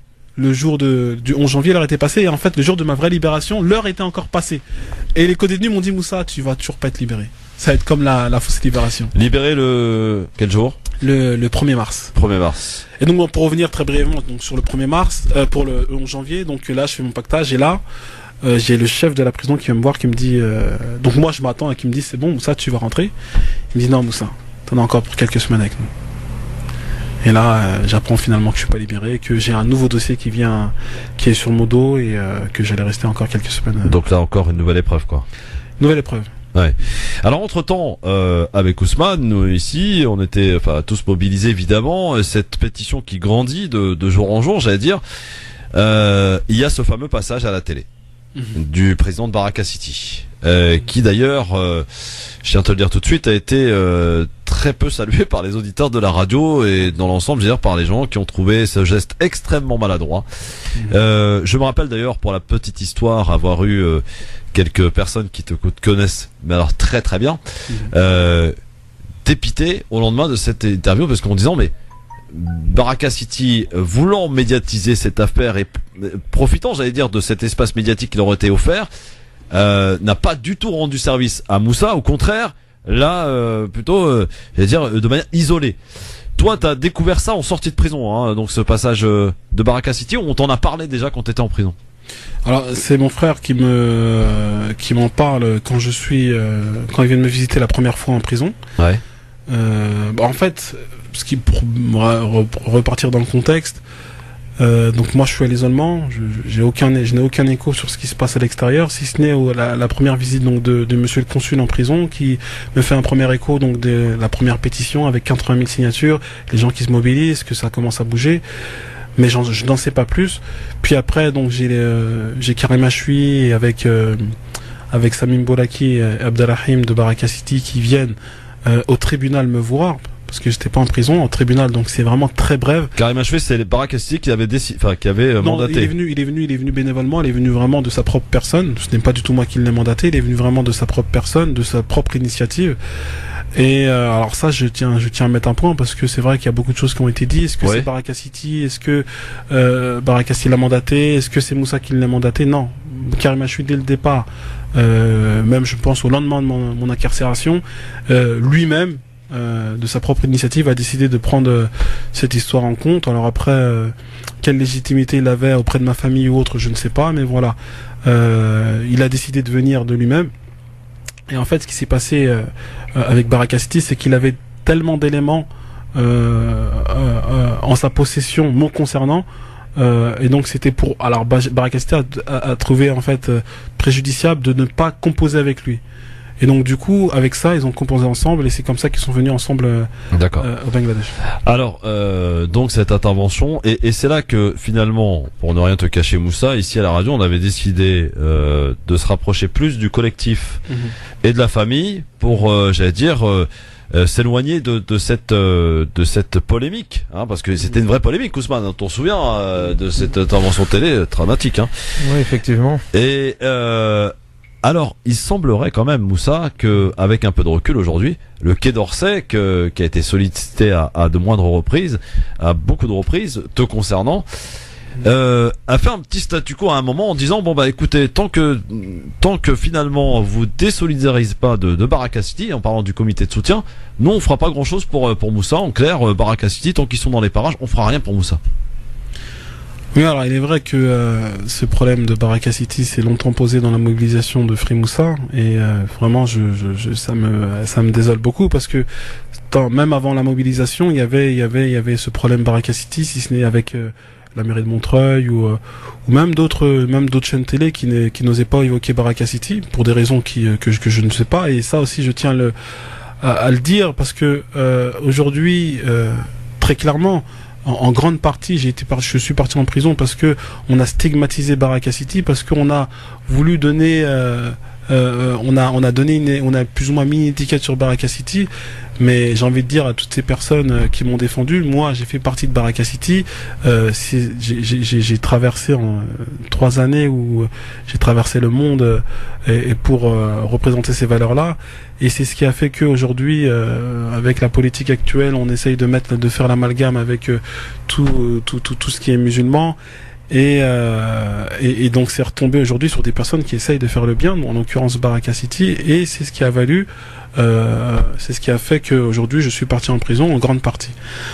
Ça c'est une première des choses. Après, pour revenir sur la polémique de Baraka City et le Quai d'Orsay. C'est vrai que aujourd'hui, moi je parle plus qu'aujourd'hui on a une politique qui malheureusement est très stigmatisante et qui fait très rapidement l'amalgame. Alors après, j'ai envie de dire que Baraka City est transparente sur bon nombre de choses. Canal+, là, je parle post, est transparente sur bon nombre de choses. Donc je ne vois pas en quoi Baraka City a des choses à se reprocher sur leur travail humanitaire, sur leur position, sur leur engagement. Là, je pense que Baraka City, elle a été claire à bon nombre de reprises. Maintenant, le Quai d'Orsay, ça aussi, hein, moi j'en ai beaucoup discuté sur place. C'est une politique qu'ils ont menée depuis le départ. Alors après, oui, bien sûr, heureusement qu'il y a eu le collectif, mais pour moi, il y avait c'est un débat qui ne devait pas avoir lieu. Maintenant, oui, moi, j'ai envie de dire Dieu merci qu'il y ait le collectif qui s'est créé, qui a fait que le Quai d'Orsay se soit mobilisé, mais trop tard finalement, parce que quand on regarde bien, si enquête devait avoir, l'enquête devait être faite en mon nom et sur moi et non sur Baraka City, parce que c'est moi qui ai été enfermé, ce n'est pas l'entité, et cette enquête a été faite pour moi a été beaucoup trop tardive, parce que je suis resté comme on le dit si bien 7 bons longs mois à attendre, et quand on regarde bien, quand les faits qui me sont reprochés, c'est pas mais parce qu'il y a deux choses, je souscris tout à fait à ce que tu dis. La politique française internationale et nationale sur l'islam est une politique stupide. Une politique qui n'est pas pragmatique, qui n'a pas de stratégie et qui est dans l'idéologie et la croyance. Dès lors qu'il y a des musulmans de banlieue qui se mobilisent au nom de l'islam, on voit tout de suite immédiatement que c'est forcément des intégristes. On peut pas être un homme de foi musulman et aider les pauvres de manière sincère. Donc ça, cette grille de lecture fallacieuse et politicienne est très présente malheureusement. Ça, c'est d'une part. Et d'autre part, le fait qu'un citoyen français reste un citoyen français. C'est ça. La Constitution le dit très bien dans son article 1. L'État français ne fait de distinction entre aucun de ses citoyens sur le plan du sexe, sur le plan de la religion et autres. Ça, c'est un deuxième point. Le troisième point, par contre, ce qui est posé à Baraka City, c'est pas tant ses actions. C'est l'idéologie qui sous-tend son action. On en parle, si vous le voulez bien, juste après la pub, la dernière, et après on va devoir conclure et surtout parler de ce que tu vas faire maintenant. C'est ce et qui surtout nous intéresse j'ai certaines choses à dire par rapport à ce qu'avait dit aussi Moussa. Et je vais aussi te laisser la parole, mon cher Ousmane, pour conclure sur tout ce qui a été dit et faire un petit résumé à ta manière. Tout de suite. France Maghreb 2, France Maghreb 2. Eh oui, il nous faudrait beaucoup plus que 2 heures évidemment pour parler de ce qui s'est passé avec Moussa. Donc on va devoir passer, j'allais dire, maintenant à l'essentiel. Moussa, on était juste avant la pause en train avec Ousmane de parler de cette période délicate, de ce passage à la télé finalement qui t'a pas rendu service clairement, qui n'a pas d'ailleurs rendu service du tout à l'association aussi qui t'employait. Baraka City, est-ce que, pour faire clair aujourd'hui, avec le recul, tu en veux à qui finalement, avec tout ce qui t'est arrivé à cette épreuve? Est-ce que tu en veux à la France, qui selon toi n'a pas été à la hauteur et ne t'a pas considéré comme elle aurait dû considérer, comme ce fut le cas pour d'autres otages à travers le monde, ou tu en veux à ton employeur qui t'a peut-être aussi profité de cet espace médiatique, qui en a pas profité en tout cas et qui t'a plus enfoncé qu'autre chose? Aujourd'hui, tu es dans quel état d'esprit? Alors moi, j'ai envie de commencer pour dire que j'en veux à personne. Ni à mon employeur ni au Quai d'Orsay, et d'ailleurs j'en place une à quelqu'un au Bangladesh, à l'ambassade, qui a fait énormément de travail pour moi, qui m'a énormément aidé depuis le départ, qui est venu me visiter à plusieurs reprises en prison. Ça, c'est une chose, et ça m'a fait beaucoup de bien sur tout le long que j'ai pu rester au Bangladesh. Puis après, pour revenir à Baraka City, non, aucunement je leur en veux. Depuis le départ, ils ont lancé une pétition, ils ont mobilisé la France entière, au-delà de la France, parce que récemment j'étais au Maroc, même en Mauritanie, les gens étaient au courant, ils ont suivi, ils se sont mobilisés. Donc ça, je le dois à Baraka City, et ça, je pourrais toujours les remercier, parce que c'est aujourd'hui, ils ont réussi à faire mener ou à faire valoir une chose qui me tenait à cœur, c'est de parler des Rohingyas. C'est ce que j'ai toujours voulu faire. Et aujourd'hui, grâce à cette mobilisation, j'ai envie de dire, mal que j'ai vécu en prison, on parle des Rohingyas, on entend, et les gens commencent à se mobiliser. Est-ce que tu es toujours salarié aujourd'hui de Baraka City? Oui ou non? Officiellement, je suis toujours à Baraka City. Est-ce que tu comptes y rester, ou est-ce que tu comptes peut-être profiter de ce moment pour entamer une nouvelle direction? Alors, j'avais donc bien avant même ce qui m'est arrivé au Bangladesh, j'avais déjà des projets pas forcément des projets, mais j'avais d'autres ambitions. Aujourd'hui, avec ce qui m'est arrivé au Bangladesh, c'est sûr que ça change une vie, on change de vision, on change de perception sur pas mal de choses. Et alors après, hein, je suis en train d'écrire un livre pour les plus intéressés qui pourront voir. Ça te fera l'occasion de revenir. Ça me fera l'occasion de revenir et de parler plus en détail sur mon parcours et mes ambitions et ce sur quoi je tends à devenir. Mais j'avais pour objectif, donc comme j'ai fait au Bangladesh, donc de faire un centre pour les enfants, en fait de m'occuper des enfants de manière générale. Donc là on a commencé au Bangladesh avec Bani Street, donc les enfants des rues au Bangladesh, donc de sortir les enfants, les gamins des rues et de les éduquer, de faire des projets dans ce sens-là. C'est un projet donc qu'on a pu commencer donc début juillet. On a lancé un financement participatif. On a pu collecter 70 000 €, un peu plus. Et donc voilà, en espace de 2 mois, on a pu sortir les gamins des rues avec lesquels je passais mon quotidien au Bangladesh. Aujourd'hui, le centre il est sur pied. On a 14 personnes qui travaillent tous les jours pour ces gamins-là. Pour moi, c'est une énorme réussite. Et comme je le dis à beaucoup de personnes, si demain je devais repartir en prison pour avoir un projet de la sorte, je repartirais sans problème. Tu repartirais au Bangladesh d'abord? Je repartirais au Bangladesh, mais s'il y avait un risque, et le risque, on me disait que c'était la prison, pour avoir un résultat, le résultat qu'on a obtenu, je serais encore prêt à encourir le risque, parce que voilà, on se bat pour des convictions, et c'est ces convictions qui m'ont mené à aller là-bas. Et aujourd'hui, c'est un plaisir pour moi de voir qu'on a pu faire un centre, et que c'est concret, que ces enfants sont sortis de la rue.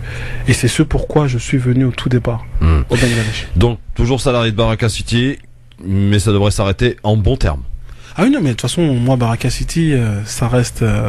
mais c'est important de le dire, parce qu'on a entendu plein de choses, justement. Oui, il y a beaucoup de choses qui se disent, voilà. Je sais, il y a beaucoup... Mais moi, quoi qu'il en soit, après, bien sûr, pour être vraiment sincère et honnête avec vous, bien sûr, le supplément, ça m'a pas aidé. Ouais. Ça a été... T'as eu l'occasion d'en parler avec Driss? On en a parlé, mais très brièvement. On va en parler en plus en détail, mais même j'ai pas envie de revenir sur les choses qui pour moi sont passées. Je pense que ça sert à rien. Ce qui est fait, bien sûr. Mais bon, et puis ça a fait du mal à ma famille, ça a fait du mal à beaucoup de personnes, et je pense que il faut savoir pardonner. Même moi en soi, pour revenir vraiment très brièvement là-dessus. C'est une erreur de parcours qui a fait que ça a engendré certaines choses. Maintenant, je pense que tout le monde je pense aussi pour Idriss, elle a su tirer les conséquences de ce qui s'est passé. Je pense que voilà, il faut pas revenir là-dessus. Très bien. Je vais juste, si tu permets, pour conclure, parce que malheureusement c'est terminé, laisser la parole à Ousmane, qui a écouté, qui a été très très attentif. D'habitude, il prend beaucoup plus la parole. Ousmane, là pour le coup, il a été très attentif parce que tu nous as raconté. Est-ce que on t'en remercie d'ailleurs? On t'a pas fait rappeler que tes bons souvenirs pour le coup, mais c'était important de le faire savoir et de faire connaître un petit peu toute ton histoire qu'on se fasse une petite idée sur ton parcours et sur ce qui a pu se passer, même si on n'est pas forcément rentré dans les détails, on n'en a pas eu le temps, mais là, il faudra attendre le livre. Je pense que là, tu seras plus explicite. J'allais dire. Alors, Ousmane, évidemment, on attend avec attention donc la conclusion de cette émission pour cet entretien que a bien voulu nous accorder Moussa. J'espère une conclusion provisoire et qu'on aura l'occasion. Bien entendu, évidemment. Cet échange et cette conversation. Tout d'abord, j'étais très très heureux de te voir en vrai. C'est vrai qu'on est en contact sur Facebook et qu'on a pu échanger. Moi, je retiens d'abord quelque chose de très important qui m'arrive de dire à mes petits frères et autour de moi. Ce sont les convictions qui forgent un homme. Quelqu'un qui n'a pas de conviction ne peut rien faire d'intéressant dans ce monde. Et il est intéressant effectivement de voir qu'une personne qui issue des quartiers populaires comme moi d'ailleurs n'est pas fatalement destinée soit à la prison, soit à la drogue, ou soit à la mort, ou en tout cas au football, pour ceux qui réussissent le mieux chez nous. Et qu'effectivement la foi, la conviction ne sont pas des choses négatives. Et ça, c'est une chose qu'en France, on devrait entendre. Il n'y a pas qu'une seule manière d'être un religieux. C'est-à-dire, dans la vision française, souvent, un fou furieux qui pose des bombes. La majorité des musulmans aspirent à la paix, comme le nom islam l'indique. Et la majorité de ceux qui vivent dans les quartiers populaires ont des talents que si la France se donnait la peine d'entendre et d'écouter et d'arroser de bonté et d'attention, donnerait des choses merveilleuses dans ce pays et dans ce monde. Mais faute d'avoir cette attention, nous allons la porter envers nous-mêmes et faire en sorte que cela apporte des fruits. Et tu es l'un de ces fruits. J'ai vu aussi que tu parlais d'un projet de vie. C'est un mot que j'aime beaucoup utiliser. Dans le cadre non seulement de mon métier en tant que chef de projet politique de la ville et en tant qu'animateur où j'ai travaillé avec beaucoup de jeunes dans les quartiers populaires, mais dans ma propre vie personnelle. Je pense qu'il faut avoir un projet de vie dans sa vie. Quel est ton projet? Moi, c'est toujours la question que je pose aux jeunes et malheureusement pas beaucoup de personnes arrivent à me répondre. Et donc voilà, je pense qu'il faut qu'on aille au bout de nos convictions et que on ne perd jamais à aller au bout de ses convictions. Bon, c'est ce que je comprends dans ton propos, mais pour parler comme Paulo Coelho dans L'Alchimiste, pour réaliser sa légende personnelle et son projet de vie, il faut savoir accepter les épreuves. Et l'épreuve est preuve d'amour. Et ça fait plaisir de voir en fait une personne qui sort des épreuves et qui n'est pas brisée. Parce que souvent on est toujours en train de se plaindre, oh on nous aime pas, oui ceci, et c'est tout à fait beau de voir que tu n'as pas de mots d'amertume envers ceux qu'on pourrait critiquer. L'État, moi j'ai des choses quand même à dire au niveau de ce qu'a fait l'État. Au niveau de Baraka City, tu n'as pas voulu qu'on entre dans le côté idéologique. Il y a des choses quand même à questionner. Non pas à pointer, parce qu'ils font quand même du bon travail, mais à questionner. L'humanitaire, s'il se fait au nom de l'islam, se doit d'avoir des valeurs claires, universelles et affichées, et pas rentrer dans les ambiguïtés. Si on est ambigu quand on fait le bien, c'est qu'il y a quelque chose qui va pas. Donc il faut savoir dire les choses clairement. Enfin, pour conclure mon propos, j'ai deux choses. Ceux qui aiment ce pays ne doivent pas attendre que l'élite leur donne la permission de crier qu'ils sont français. Ils doivent le faire d'eux-mêmes à travers leurs actions. Attendre que ce soit là-haut, le Quai d'Orsay ou je ne sais qui se mobilise pour que nous nous sentions français, c'est attendre la Saint-Glinglé pour qu'on arrive à ce stade-là. Donc c'est à nous de nous mobiliser. La mobilisation qui a eu lieu autour de ta personne montre à quel point la France n'est pas son élite et qu'il ne faut pas confondre une partie de l'intelligentsia française, une partie de l'élite française avec une autre partie de la population française et une autre partie de l'élite française qui est fidèle à ses valeurs. Tu l'as très bien dit, il y a des personnes haut placées au sein de l'ambassade qui t'ont aidé. Comme il y a d'autres personnes au sein du Quai d'Orsay qui ont bloqué les choses. Cela dit la croisée des chemins dans lequel se trouve notre pays.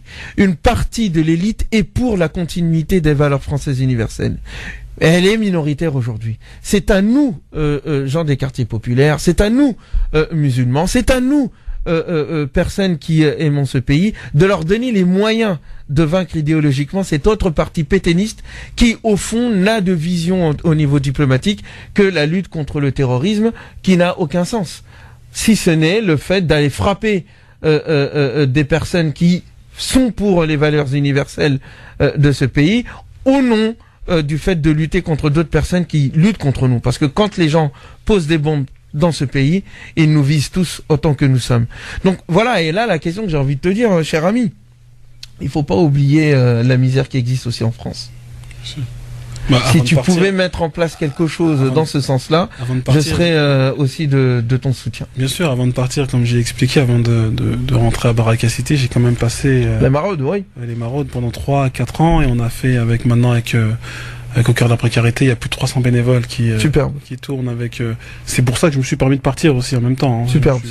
Je suis pas parti en laissant l'association un peu orpheline. C'est qu'il y avait derrière une association qui aujourd'hui qui tourne très bien et qu'aujourd'hui il y a un projet. Bon, j'ai pas trop envie de parler pour eux, mais ils ont un projet hivernal qui arrive et leur projet c'est de rassembler toutes les associations qui travaillent dans le social, principalement dans les maraudes sociales, pour le coup pour l'hiver.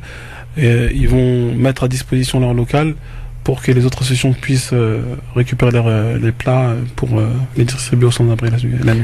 Bah c'est très bien et c'est dans ce sens-là qu'il faut qu'on et aille. même avec Baraka City, j'ai travaillé en partenariat avec Aucun la précarité, donc toujours travaillé en France. Non, moi-même là, quand je parle de projet, la France, il fait. Bon, on aura le temps d'en rediscuter, hein, mais voilà, parmi nos projets de vie, tout à l'heure j'ai parlé très brièvement des jeunes de quartier que j'ai délaissés et qu'aujourd'hui je revois. Tu en as parlé tout à l'heure, oui. Pour moi, c'est primordial de revenir vers ces personnes-là parce que ils font partie de moi, ils font partie de ma vie et de voir ce qu'ils sont devenus, de voir ce que je suis. Pour moi, j'ai rien de plus que. Pour moi, on a le même parcours. On a. C'est sûr qu'il y a eu des choix. Il y a eu des choix qui ont dû se faire et que on n'a pas eu les mêmes choix et que voilà nos chemins se sont un peu ou moins perdus. Mais aujourd'hui, j'ai envie de revenir vers eux et aussi de penser à eux. Pourquoi pas dans le social. Merci en tout cas Moussa de nous avoir réservé ces quelques minutes. Merci pour ta persévérance et ta patience. À très bientôt. Et notre récompense. Et évidemment, on va continuer de te suivre. T'as une page Facebook, hein, je crois. Oui, alors ma page Facebook c'est Moussa Ibn Yacoub. Moussa, alors Moussa comme ça se prononce. Ibn IBN Yacoub YACOUB. Très bien. Eh bien, on te suivra sur Facebook et puis tu reviens quand tu veux ici, Moussa. Dès que tu le souhaites, voilà, tu viens. Merci. Nous parler des Rohingyas, nous parler de ce que tu as envie et nous faire de mon prochain livre. Alors, et de ton prochain livre aussi. Il faudrait aussi remercier Christophe. Oui. Ah oui, bah oui. Parce que il s'est beaucoup énormément mobilisé.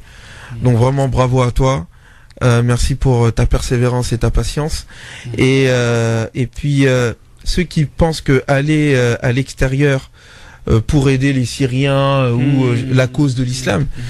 La cause de l'islam, c'est la cause de l'humanité et elle peut se faire dans un studio comme au Bangladesh, comme dans les quartiers populaires. À chacun sa manière de le faire. À chacun sa manière. Exact. Merci Ousmane, merci à tous parce que c'est toute l'équipe de la radio qui s'est mobilisée. C'est pas une histoire de personne, c'est une histoire d'équipe qui s'est créée pour venir à ton aide, enfin demander et surtout exiger ta libération. On a été de ceux à demander par exemple aux auditeurs d'alerter leurs élus locaux pour qu'ils exigent justement par exemple comme ce qu'on fait de tradition, c'est-à-dire d'afficher une photo d'un otage. Voilà, ça a été le cas qu'à Montreuil, malheureusement on n'a pas réussi. Aussi de faire pression auprès du ministère des Affaires étrangères, on demandait d'envoyer des courriers, de poster des commentaires et d'exiger surtout et d'inciter bien sûr à aller soutenir cette pétition et d'aller surtout la signer. Christophe, oui. Il y a quelque chose de super important aussi qu'il faut adresser aussi aux musulmans. Ouais. Arrêtons de nous mobiliser pour ceux, et je parle surtout aux Maghrébins, majoritaires dans ce pays, que pour la Palestine ou que pour ceux qui nous ressemblent. Il y a beaucoup de gens qui souffrent dans ce monde. L'universalité de l'islam gagnerait à ce que nous nous mobilisions avec les autres concitoyens. Mais pas seulement, il y avait aussi une histoire de nom visiblement, donc on essaiera de comprendre ce qui s'est passé avec lui. Juste auparavant, je voulais, parce qu'il y en a quand même quelques-uns qui se sont mobilisés, vous vous souvenez certainement du rappeur Nekfeu qui avait en pleine cérémonie des victoires de la musique, Ousmane, parlé et appelé à soutenir Moussa, à demander à sa libération. Et puis il y a d'autres rappeurs un peu moins connus, peut-être que vous connaissez pas mon cher ami Ousmane, qui s'appelle Tiers-Monde, qui fait partie du collectif Dim Records, c'est la boîte de Medine, le rappeur. Tiers-Monde avait sorti carrément un titre sur Moussa, je vous propose de l'écouter. On y va, c'est parti. Yeah. Moro Poro. Yeah. Yeah.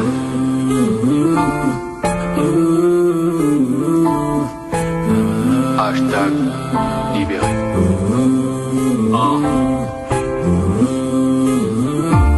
Je voulais pas faire ce morceau par respect, mais je trouve lente lors des pêches AFP. Je perds mon temps posé à rester, les bras croisés pendant que ton temps est arrêté. Paraît que ça bouge un peu sur IPA, mais pour te ramener un partage Facebook ne suffit pas. Sur Twitter je lis ici ou là des conneries, puis le hashtag libéré Moussa. Check.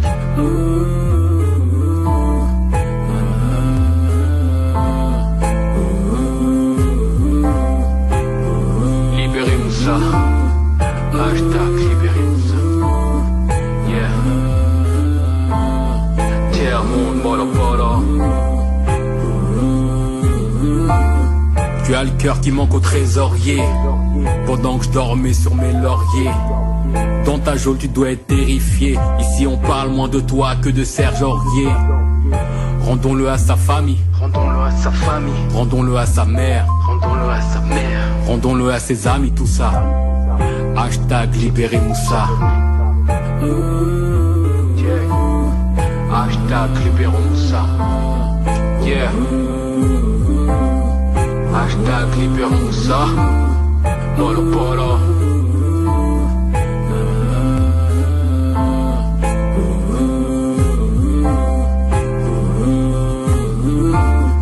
Aucun appel de Matignon pour citoyens de seconde zone.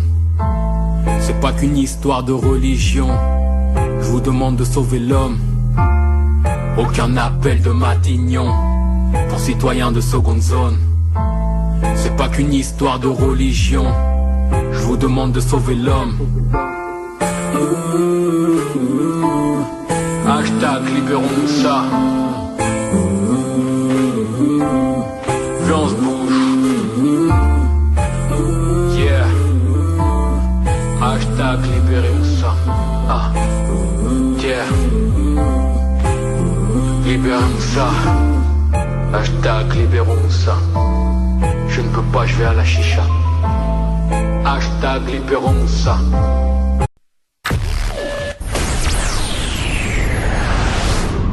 France Maghreb 2, France Maghreb 2. Bonjour à tous, ravi de vous retrouver sur France Maghreb 2. On se lundi, nous sommes le 10 octobre. Vous êtes bien sur France Maghreb 2 et c'est bien le grand forum qui débute maintenant et ce jusque 18h30 avec tout à l'heure en deuxième partie.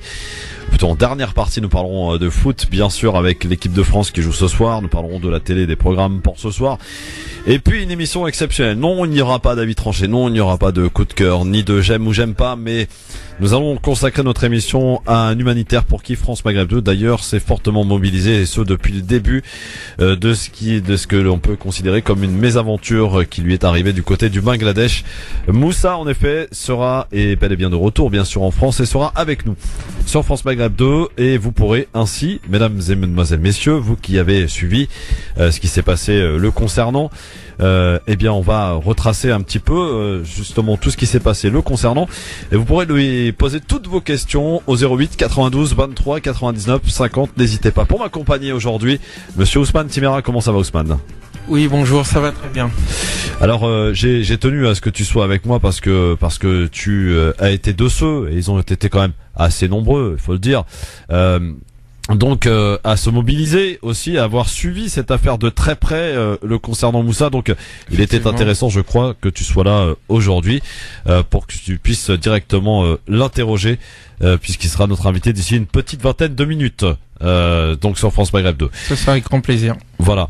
Alors, mais auparavant, évidemment, on va se faire notre zapping quotidien, j'ai envie de dire, sur France Maghreb 2. Alors, un zapping qui est fourni avec 3 extraits, qui a retenu un petit peu notre attention de ce qui s'est passé ce week-end. C'est parti.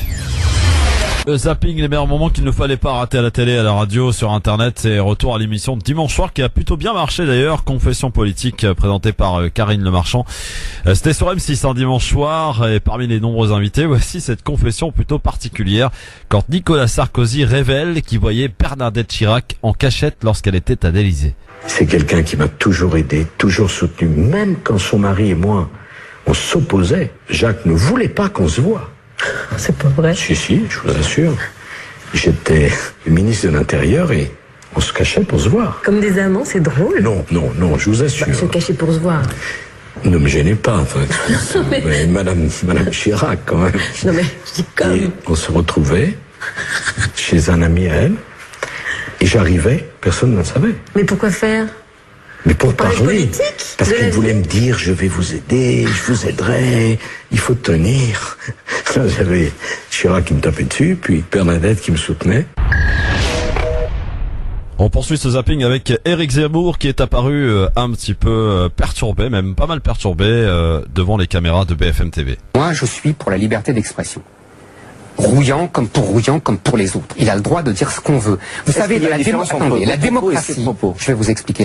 Cette partie-là de sa vie qui lui a valu le prix Nobel de la paix. Qui a été mise en avant et qui lui a en effet valu le prix Nobel de la paix.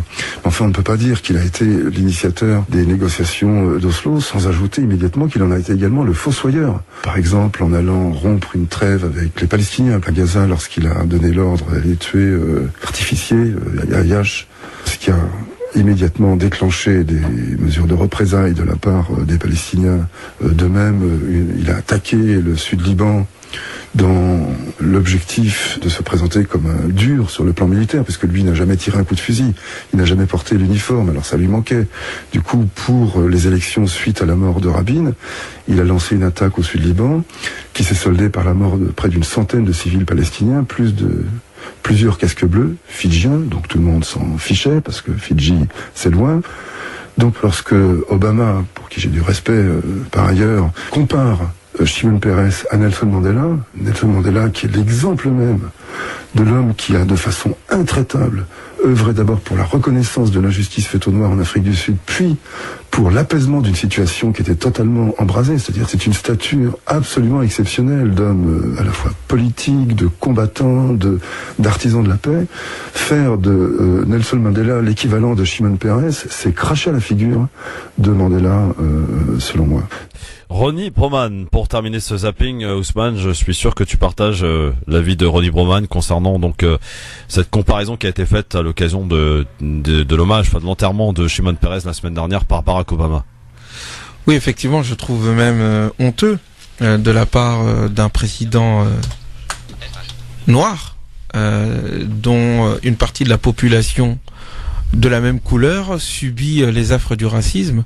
Je trouve cela honteux que un tel personnage puisse comparer justement un artisan de l'apartheid que vivent aujourd'hui les Palestiniens sur leur territoire avec un autre grand homme qui a lutté contre ce même type d'apartheid toute sa vie. Donc, et ce toute sa vie. Donc ça en dit long sur l'état des choses, c'est-à-dire que Orwell disait dans 1984 que la dictature commence quand le sens des mots change. L'apartheid ou le racisme est transformé par une lutte courageuse pour la défense et la sécurité. Voilà le monde dans lequel on est. Donc... Et d'ailleurs, Nelson Mandela avait déclaré nous ne serons pas totalement libres tant que le peuple palestinien ne sera pas libéré. Effectivement, on connaît les positions de Nelson Mandela par rapport à ce que vivaient les Palestiniens et ce que vivent les Palestiniens, n'en déplaise à ceux qui ne voient rien du tout de la réalité au-delà de leur idéologie, oui. Ressemble assez, même voire beaucoup, à la situation des Noirs en Afrique du Sud. Absolument. Donc oui, c'est dommage.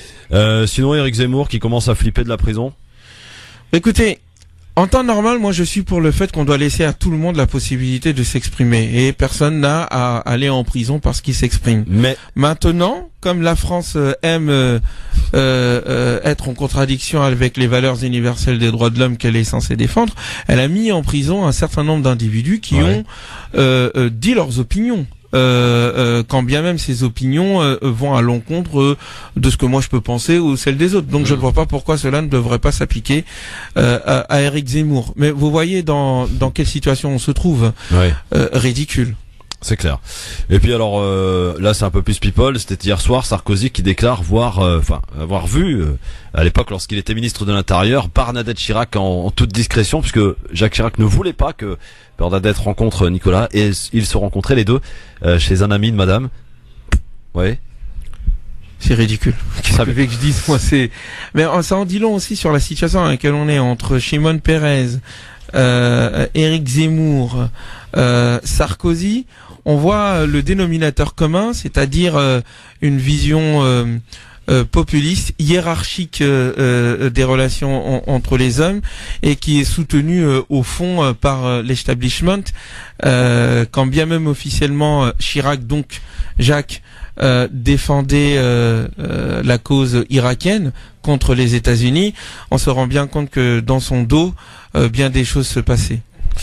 C'est sûr. Dans un instant, mon cher ami Ousmane, chers amis auditeurs, il sera avec nous. Moussa, cet humanitaire dont on a suivi quasiment jour par jour la situation qui lui était réservée au Bangladesh. On va faire un retour donc sur son parcours. On va essayer de comprendre et sans langue de bois avec Moussa qui sera notre invité dans un instant. Un petit peu de retard l'ami Moussa, mais c'est pas grave, on lui pardonne dans un instant. Vos appels évidemment 08 92 23 99 50. France Maghreb 2, France Maghreb 2. Merci d'être avec nous sur France Maghreb 2. C'est le grand forum, évidemment, avec Ousmane Timéra. On attend donc la star, on peut le dire, hein, mon cher ami Ousmane. Hein. Écoutez. Bah oui, Monsieur Moussa, donc qui est revenu du Bangladesh depuis donc fin juillet début août, et donc on essaiera de retracer un petit peu son parcours avec lui.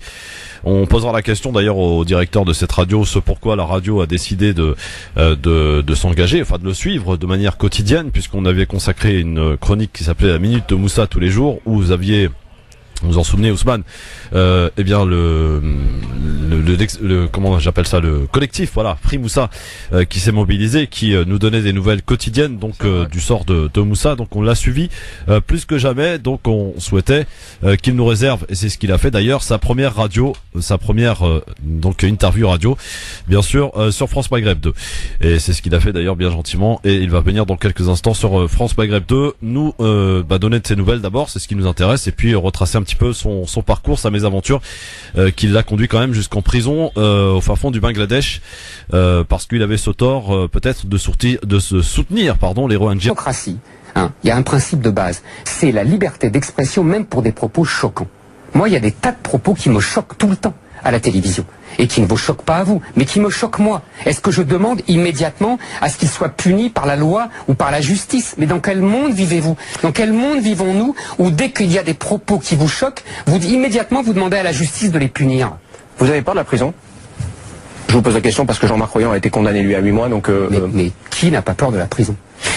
La direction d'RTL avec qui vous collaborez dit être consternée par vos propos. C'est ce que rapporte le Parisien aujourd'hui. Est-ce qu'elle vous l'a fait savoir tout d'abord? Ça c'est entre elle et moi. Est-ce que vous allez retourner au travail lundi et dans quelles conditions? Ben écoutez, moi je retournerai au travail. C'est à eux de décider, c'est pas à moi. Moi, vous savez, j'ai le plus grand. Je suis fidèle à mes employeurs et je fais mon travail comme je dois le faire. Je vous dis, l'objectif. Votre question est très intéressante. Pourquoi posez-vous cette question? Parce que l'objectif de mes adversaires, c'est de me faire. Non. L'objectif de mes adversaires, c'est de me faire perdre mes emplois. C'est ma mort sociale. C'est la vieille méthode du macartisme et du communisme. On insulte, on menace et on veut tuer socialement. C'est ça l'objectif. Vous avez été écarté d'une chaîne info concurrente, Télé pour ne pas la nommer. Est-ce que vous craignez d'être écarté de RTL? Et vous savez, il arrivera ce qu'il arrivera. Les gens sont libres et sont responsables. Moi, je fais ce que je dois. Je fais ce que je dois pour essayer de défendre mes idées, mes convictions, de me tenir droit et sans provocation inutile et sans irrespect, contrairement à ce qu'on dit, des victimes et des gens. Simplement, je pense qu'il y a là une méchante conjuration et que je ne céderai pas devant cette conjuration qui est, je vous le répète, faite uniquement pour me faire taire. Et pour terminer ce zapping, après donc Éric Zemmour qui est apparu très perturbé à l'intérieur, je vous propose d'écouter Ronim Roman, l'ancien président de Médecins sans frontières, qui revient à ce qui s'est passé la semaine dernière, l'enterrement donc de Shimon Peres, le décès de Shimon Peres, et il revient en fait sur les déclarations de Barack Obama lorsque Barack Obama a comparé Shimon Peres à Nelson Mandela. Voici donc la réponse de Ronim Roman. Je m'incline devant sa tombe parce que on doit du respect aux morts et que Shimon Peres, comme les autres, peut avoir ce respect. Mais en revanche, sur le plan, disons, politique, certainement pas. J'étais même, d'une certaine manière, accablé devant le déluge d'hommages qui lui ont été adressés, hommages qui dressaient le portrait d'un homme épris de paix, de réconciliation, de justice envers les Palestiniens, porteur d'un projet utopique, d'un grand marché moyen-oriental qui rapprocherait les peuples, alors même qu'il a commis des crimes de guerre, il a